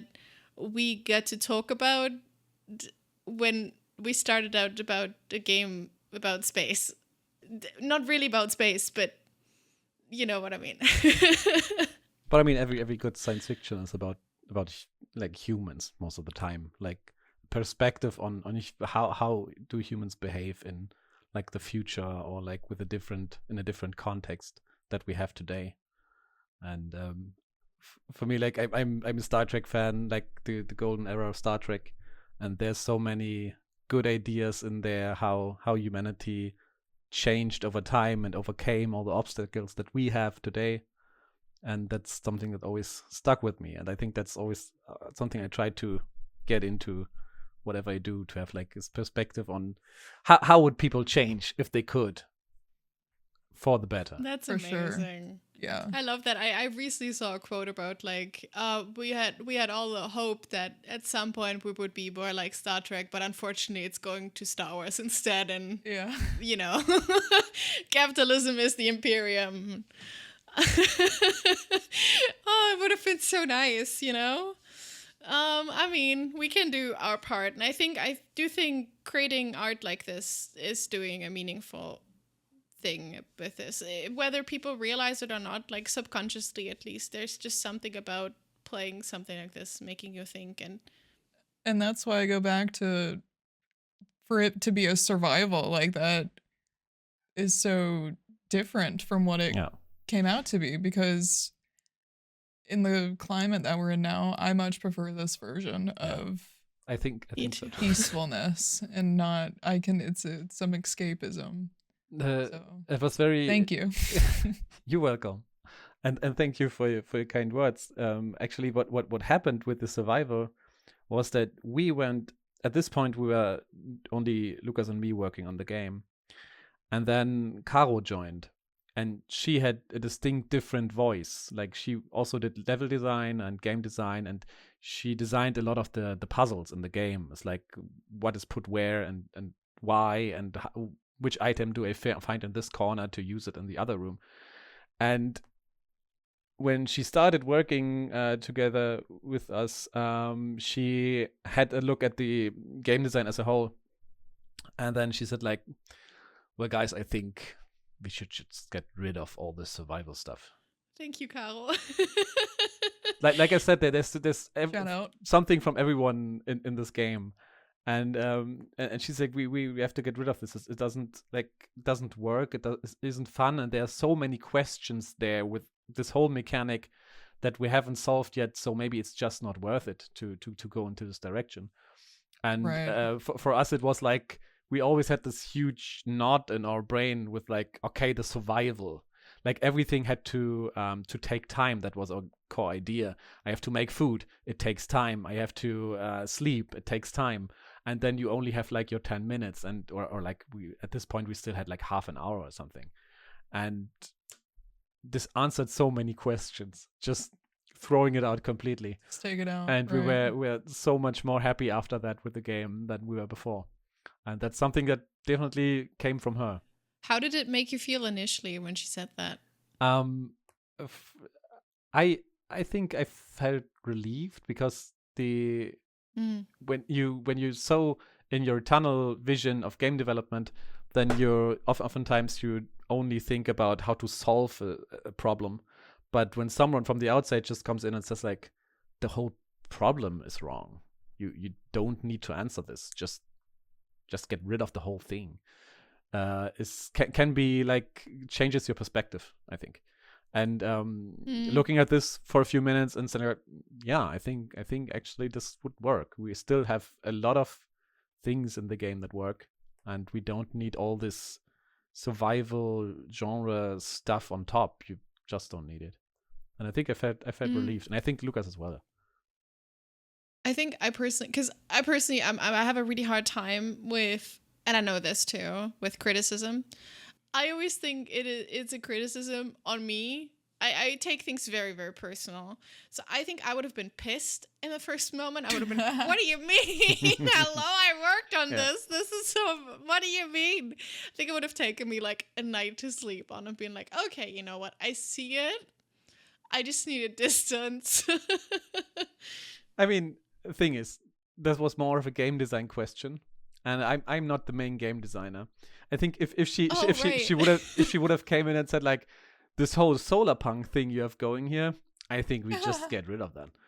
Then I would probably have reacted the same way. But Lucas is like, he's always very open for like just challenging the things you think are set for your concept. And he was always very open about it. And that was a point, I think, where he also really appreciated the new perspective on the idea. I think our team worked very good in that way, that there was never this point where it said, like, no, but it's my idea. I have to push that through now because I really, I don't know, I feel personally attacked if we change it or something. Attached. Yeah. I love that, because it's definitely something that I strive, and I'm learning. I'm getting there slowly but surely. Like, doing, at least, introspectively knowing that if someone says, hey, the thing that you did wasn't great, that I have to be like, okay, count to 10 slowly. And then it's okay. You can have the emotions and they're not criticizing you. You can let it go. I love that, because I think that's the only way that to like really, really grow. And I sound like my mother right now and I hate it, but it unfortunately is right. But I love this, like, growing from each other. And I think this is very, I don't know if I just think that because we've talked a little bit about this, but I do think this is very visible in the game. Like, there's not a weird disconnect between the writing and the style. sort of. It feels very cohesive again. I think, Kat, you talked about this too before, like the cohesion sort of the whole entire thing. Yeah. Just feels very whole thing, and I think everyone should play it. I highly recommend. I even logged on to the Steam like earlier today, and I saw just like some friends, their little picture comes up like, who owns this game? What's in their wish list? I had like 2 on the wish list, and I had a few that had already gotten it, and I was like, good. I need opinions.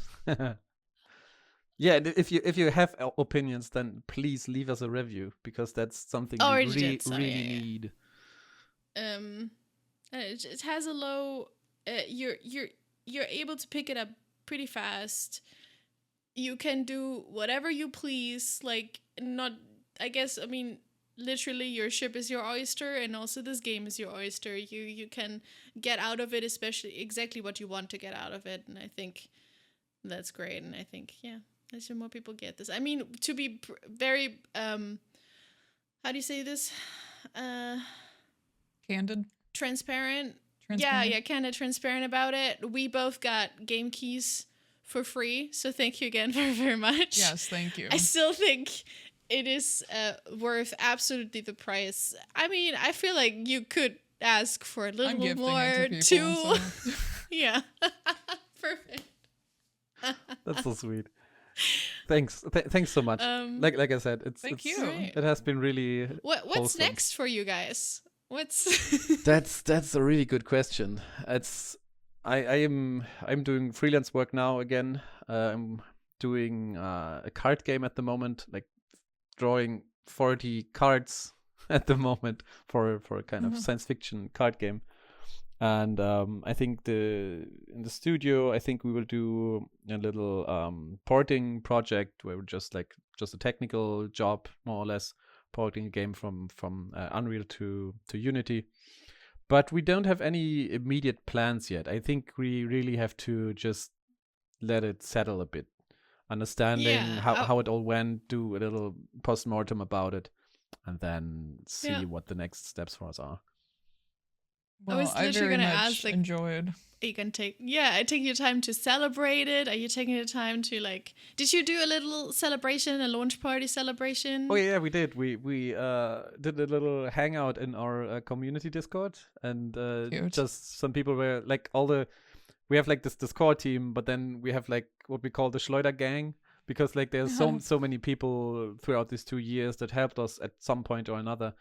And they were just like coming along, and then like bought the game or got a key, and then they just played the game and live streamed it, and we talked about it and had a drink, and it was very, very nice to see. And so just nice. Like people who haven't some people that play tested it like in the very early stages and then never again. And then they were playing like the finished version of the game, which was very nice. And I said like, well, this doesn't work how I thought this would work, because I've played it back then. And so that was very, very nice. And I watched some streams together with people streaming the game, and it was very, very nice, I think. Good. Yeah, you guys should be very proud of yourselves. That is a huge accomplishment, and I'm excited to replay. I'm excited to see what you guys come out with in the future, whether that be something new or a continuation of Oda. But I thank you so much for allowing us this opportunity to play it, because this is why we do the podcast, because I don't know if I would have picked it up on my own, like this is something I wouldn't have thought about enjoying, and I very much enjoyed it a lot, more than I expected to be transparent. So yeah, I'm an honest gal. Almighty algorithm for putting your little video on my feed like half a year ago. It was a crazy coincidence, kind of worked out. And I'm very bossy, so I made Kat play it. So. But thanks so much for having me, and also to having the opportunity to actually talk about the game for a while, because I never did that. We did some trade shows, but you never talked much about it there, and it was the first opportunity to actually talk a bit about the background of the game, which is really nice. It's really fun.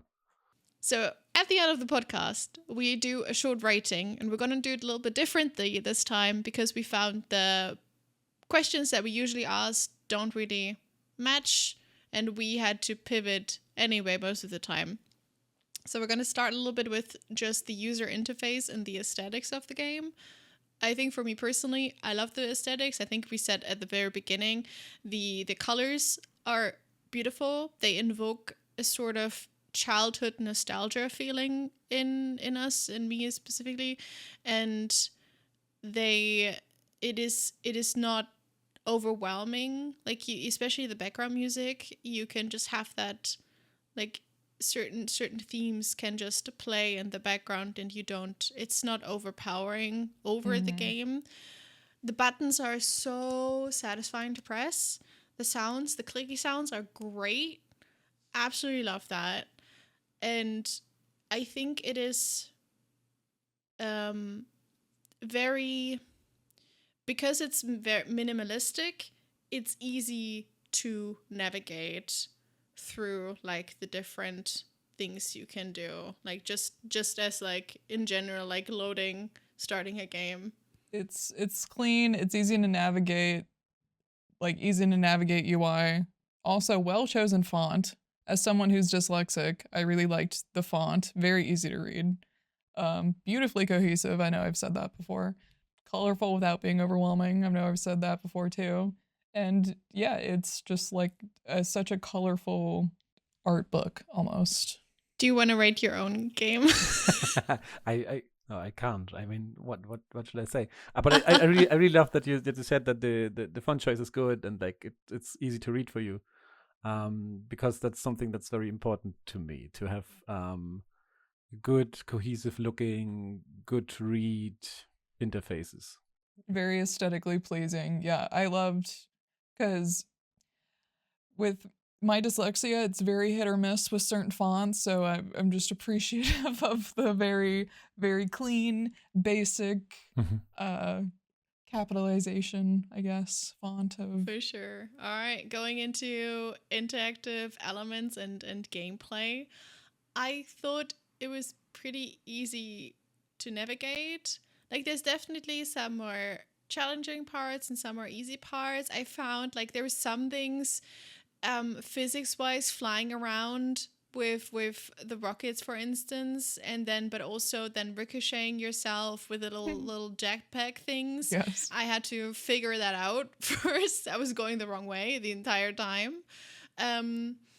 Or being in 0G, like I just did a super short loop, or well, short, but 14.5-minute loop before we started playing, and at some point, because I had turned off the gravity, I kept getting stuck in the black hole, and I was like, oh, here we go again. I can't get out. Well, never mind. It was really hard to navigate around it, and I was like, I'm not gonna find this freaking crystal again just to put it in there, put a gravity back on. No, I'm gonna do this now without it. It's gonna be fine. But it doesn't feel overwhelmingly hard. And even, I think a part of this is also that you get the memories that you haven't relived yet, but you get, like, a hint of them. So it doesn't keep you completely in the dark. It gives you, like, some more things to like test the next time, sorta. So that was really nice, and to work towards. So I think it wasn't never really overwhelmingly hard, or it's just kept with the whole theme of it being more low key, and you could focus on other things while you were doing it a lot. And I really liked that. So very different from the last game we played from the podcast with Thomas Was Alone, where I was sitting there with my Switch being like, jump, come on, jump. Well, it's very point A to point B with, like, Thomas Was Alone. Well, in this game, it's A, B, C, D, E, F. Well, you can do F and D if you want to, and then maybe you can't do A right away, but you can always come back. It's. I liked that. I really appreciated just the multiple different ways to solve, like, one thing. Like, you can do there isn't a set way to do something, because I remember just cheesing it so many times, because I'm a person who likes to I figure things out in a way you shouldn't have figured it out that way, but somehow I did. I don't know how I did that. It's one of those things where it's like, wow, you did the whole equation wrong and you got the right answer. That's the story of my life. Like you did nothing right, but you got the right answer. How? That's absolutely on point what we intended to do. It's like that's yeah, really and like that's why I say you were always like 3 steps ahead. I'm like, they got it. They know what they're doing. They're on top of it. They're not ahead of me. Yeah, you were really great listeners, it seems. If you said that you had such a long time of playtesting and you utilized that and you kept going, God, that would be great if every game could do that, of course. Right. It's just nice. And it really shows that with the core game concept too. I mean, I love hearing all the different iterations of it from you. And I love the concept. I love the, like, you shared a little bit of like the deeper story that you had in mind, that you build like this whole universe around it. I really like it, and it comes, like, for me, it still comes down to, okay, I'm little human. I leave my safe space. I go into this journey, and I come out a bigger person, a changed person. Mm-hmm.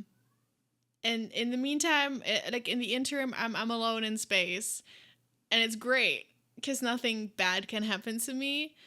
Is still like a really amazing concept. And again, thank you, Caro, for making this, like putting the input in to have it be like a more of a cozy game and not as survivalistic. Yeah. I tell her, because I think so too. It's like it was the best change we ever did in the game. Yes. But like I said, I can't really rate the gameplay experience, because for me it's just like it's a tunnel of things. I just see all these different bits and bobs put there. Oh yeah. I think I really have to. It's hard. Take a step back for, I don't know, half a year or something, and then come back and appreciate it again. Right. And then like play it again, like start a new save. Yeah.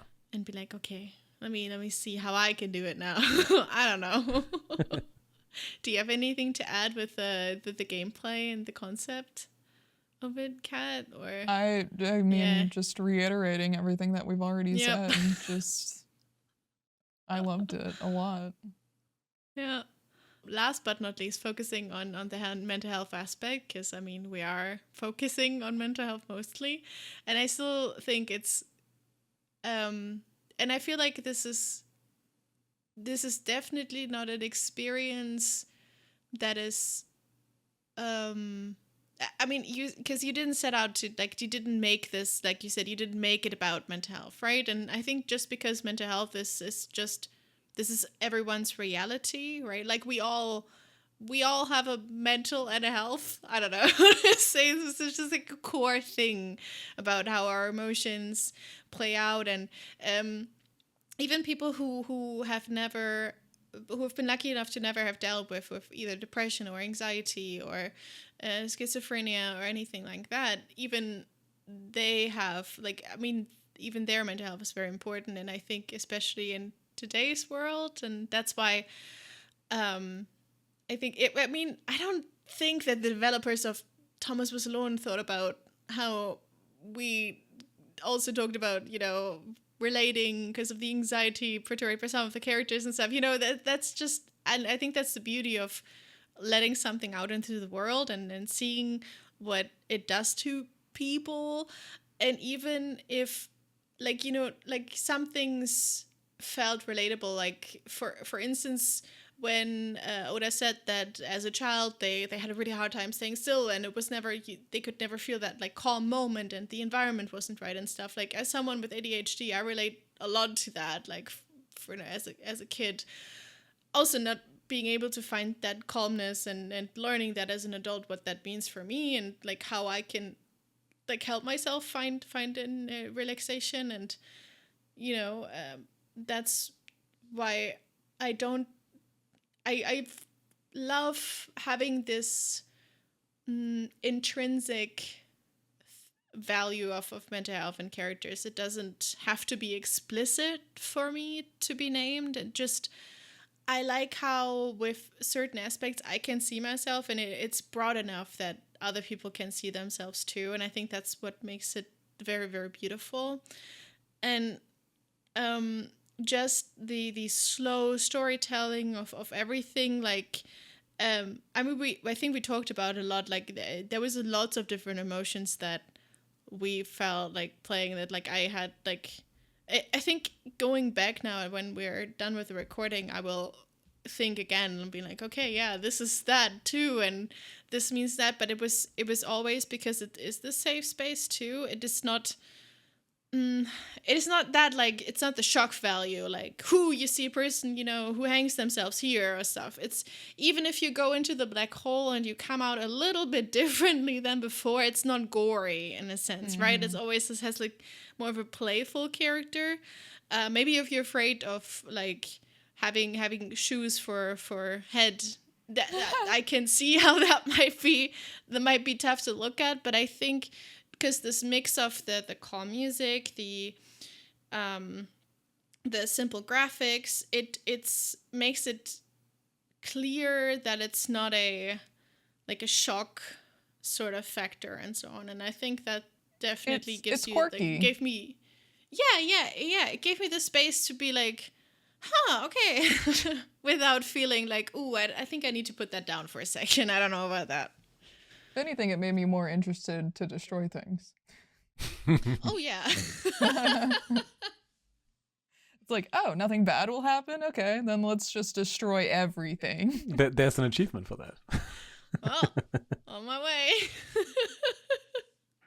Oh, like I said, that's so interesting seeing this perspective on the game, because like everything we talked about the last 2 hours is in the game. Like it is this game, and we are like, this game is a part of us, and we are part of the game, and it's all's in there.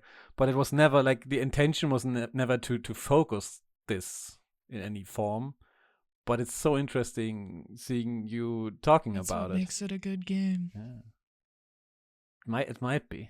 Yeah. It is. Did anything change now for you, perspective-wise, hearing us talk about the different things when you think about your own experiences, or what something means to you? Yeah, I mean, definitely. I think some of the themes we talked about are in the game. I didn't saw them. I didn't saw that we put them there, but we did, because like, it's our game.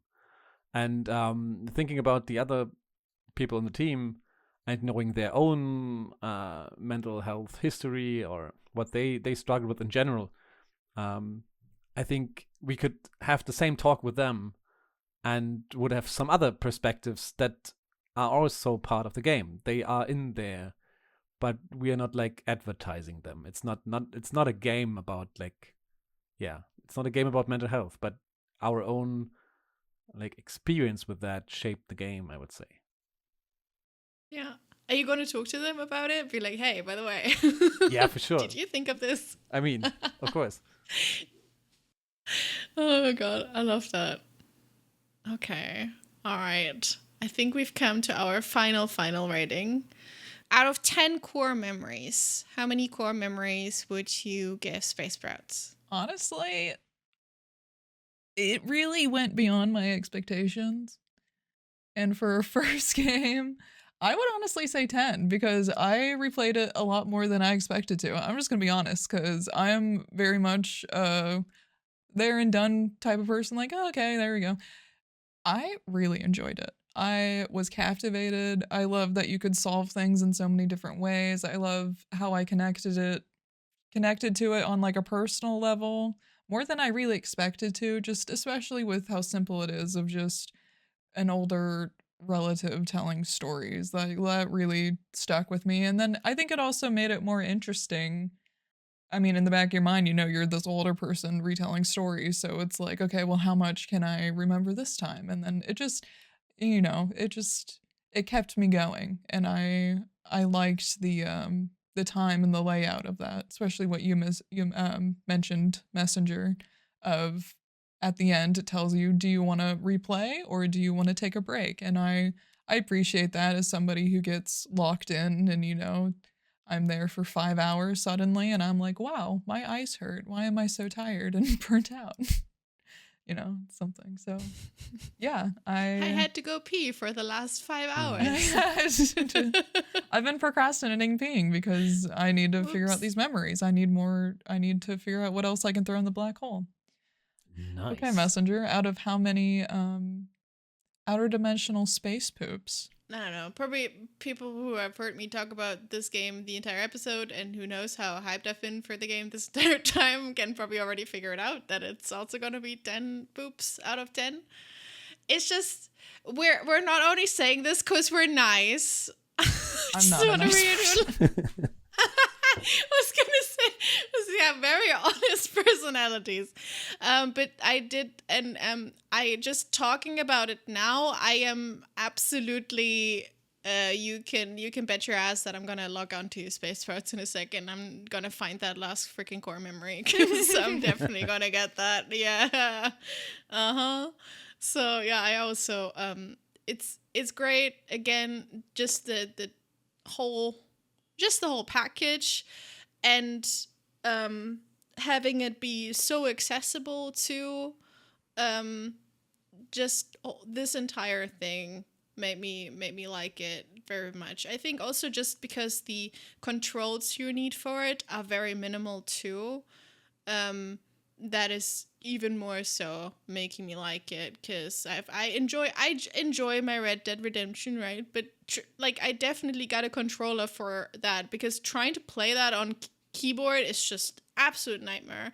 And I really like it if something is, you know, if I don't hurt my little hands when I play a game. So absolutely, because of the low, what's it called, the low intro into it, like being. Basically, I think a lot of people are able to enjoy it. And then also the whole thing, too, about the whole story, the visuals, the music, just everything. Yeah, I don't think I can give anything else than a 10 for me. That's so sweet. That's so sweet. It's a perfect game, then. No, I've genuinely been talking about it to friends and... Yeah. I've been recommending it to people because I know, I mean, a lot of people have been saying, like, I don't have anything to play. There's no, like, really cozy games. Like, some friends and I have been talking about playing Stardew again, but everyone's just kind of like, oh, I'm burnt out. And after playing this, I'm like, guys, check this out. You're not going to complain to me anymore. I'm sick of all of you guys complaining about games. Go play this one. I love how Kat, you said like you can remember all these cool things and you can find them. So what I've been doing is I've just been taking pictures like of the screen of the little tools because I'm not gonna remember that. But I just, you know, because like the memories don't show you the ingredients or like the little codes you need to put in. So I've just I'm just taking pictures like an old person. Like this, because I'm not going to take a screenshot because then I have to look for the screenshot on my PC. But if I have I don't the know game if you open, can see it. Hey, let's go. It blocks it out, but I have the puzzles. There are the puzzles right here. Nice. It's like really, Lucas and me, we both really like taking notes ourselves. Like we like to do that. I have like all of the, you can't see it because it's blurring it, but yeah, I have like all the puzzles. I have all the notes of like, okay, you need to go here once you find this. Like I have all these arrows. So... And again, different learners, you have all the notes, and I'm like, you have all the pictures. I need the picture of it. I need the picture. I need the picture. I need to see what it looks like, where I need to go. Yeah. Random little pro tip there. We have a notebook in the game that you can draw into, and it. Oh, I saw that because I drew a penis. And of course you did, because that's what people would do. But it keeps your notes throughout, like for the next runs. Like it's the only thing that stays. And you can put your codes in there if you want to. If you want to stay in the game, you know, like immersed in the... I didn't even think about that. So that even makes me want to go replay it and stop drawing dicks everywhere. You can look at your dicks. You can literally go back. Because I also, like, I looked at it again. I was like, oh, yeah, I did that. Yeah, that's what I surely did here. I left a mark. Oh, we love humankind. Yeah. And with that, next time, Kat, I would like you to play What Remains of Edith Finch. Different experience from this, because Edith Finch is a very streamlined story game. It has a lot of emotions. There are some things that I might give a little trigger warning for. So there is something a lot related to death and even childhood death. It's a lot in there. So nothing like Space Sprouts. Got it. No, nothing like Space Sprouts. Just so you know, there's definitely substance abuse in there as well, and suicide. So know this one going into the game. It's a pretty short game. It made me cry like a baby on stream multiple times. Love to see it. It's gut-wrenchingly gorgeous, I would say, and it is. I'd like to replay it again too if I don't feel anything and I would like to make myself cry. I'm kidding. I actually just like to replay it because it's a great game. So I can really recommend it, and I'm very excited who your favorite Finch is. So let me know. I've never played this game. I know friends who own this game and have played it, and I've only ever heard positive things, but I've never seen any clips or know anything about it. So I don't know how I've stayed this spoiler free, but I am very excited. That's incredible. Did you play it before? Yeah, I've played it. I really liked it. I like these walking sims in general, and I think this was a very good one. I don't think that I cried though, but I certainly do in games. Like the only few games that actually managed to do that. Edith Finch was one of those, so I'm just excited to discuss that next time with you, Kat. Thank you so heckin' much. Before we leave, first of all, everyone, please go buy Space Sprouts. Available on Steam. Okay. You go to Steam right now, and then you see, wow, it's so cheap. I can, I just don't get a coffee next week. I can just get the game, and you put it in your basket, and you're gonna play it. And I want to say, let me check right now. I think I definitely have. How much time do I have played it already? I have 4 hours in the game almost. And it's a lot of gameplay you can get out of it, and again and again and again and again. So absolutely go check that out. It's linked in the description somewhere. Even talking, I've learned that there's still more to do that I haven't found. Yeah, me too. Now I need to destroy everything. I'm excited to do that. Right. No, really, it's true. And then where can people find you, Torben? They can, of course, find us in our game through Schleuder Games. We prefer Blue Sky at the moment, which is a pretty neat platform, I think. And we're also on Instagram, but Blue Sky is cooler. And I am also on Instagram and Blue Sky as an illustrator. You can find me there through searching for TurboTorbo. That's me. Sweet. And that's how you can find us. Well, thank you again so much for giving us this opportunity. I really appreciate it. And I had a lot of fun. Yeah, me too. Thanks so much for having me, for taking time for playing it, thinking about it, and actually asking questions about it. Because I'm thinking about it a lot. You don't even know. Yeah, no, I thought about it last night before going to sleep. I dream in Space Sprouts now. It's amazing. It's the best thing you could do, no nightmares. It's true. You only hear this soothing music all the time. It's and then the just the noises of the ship, like the white, just perfect. The white noise, just great. All right. Very excited to talk to you about Edith Finch next time. And bye. Bye. Bye-bye. Thank you.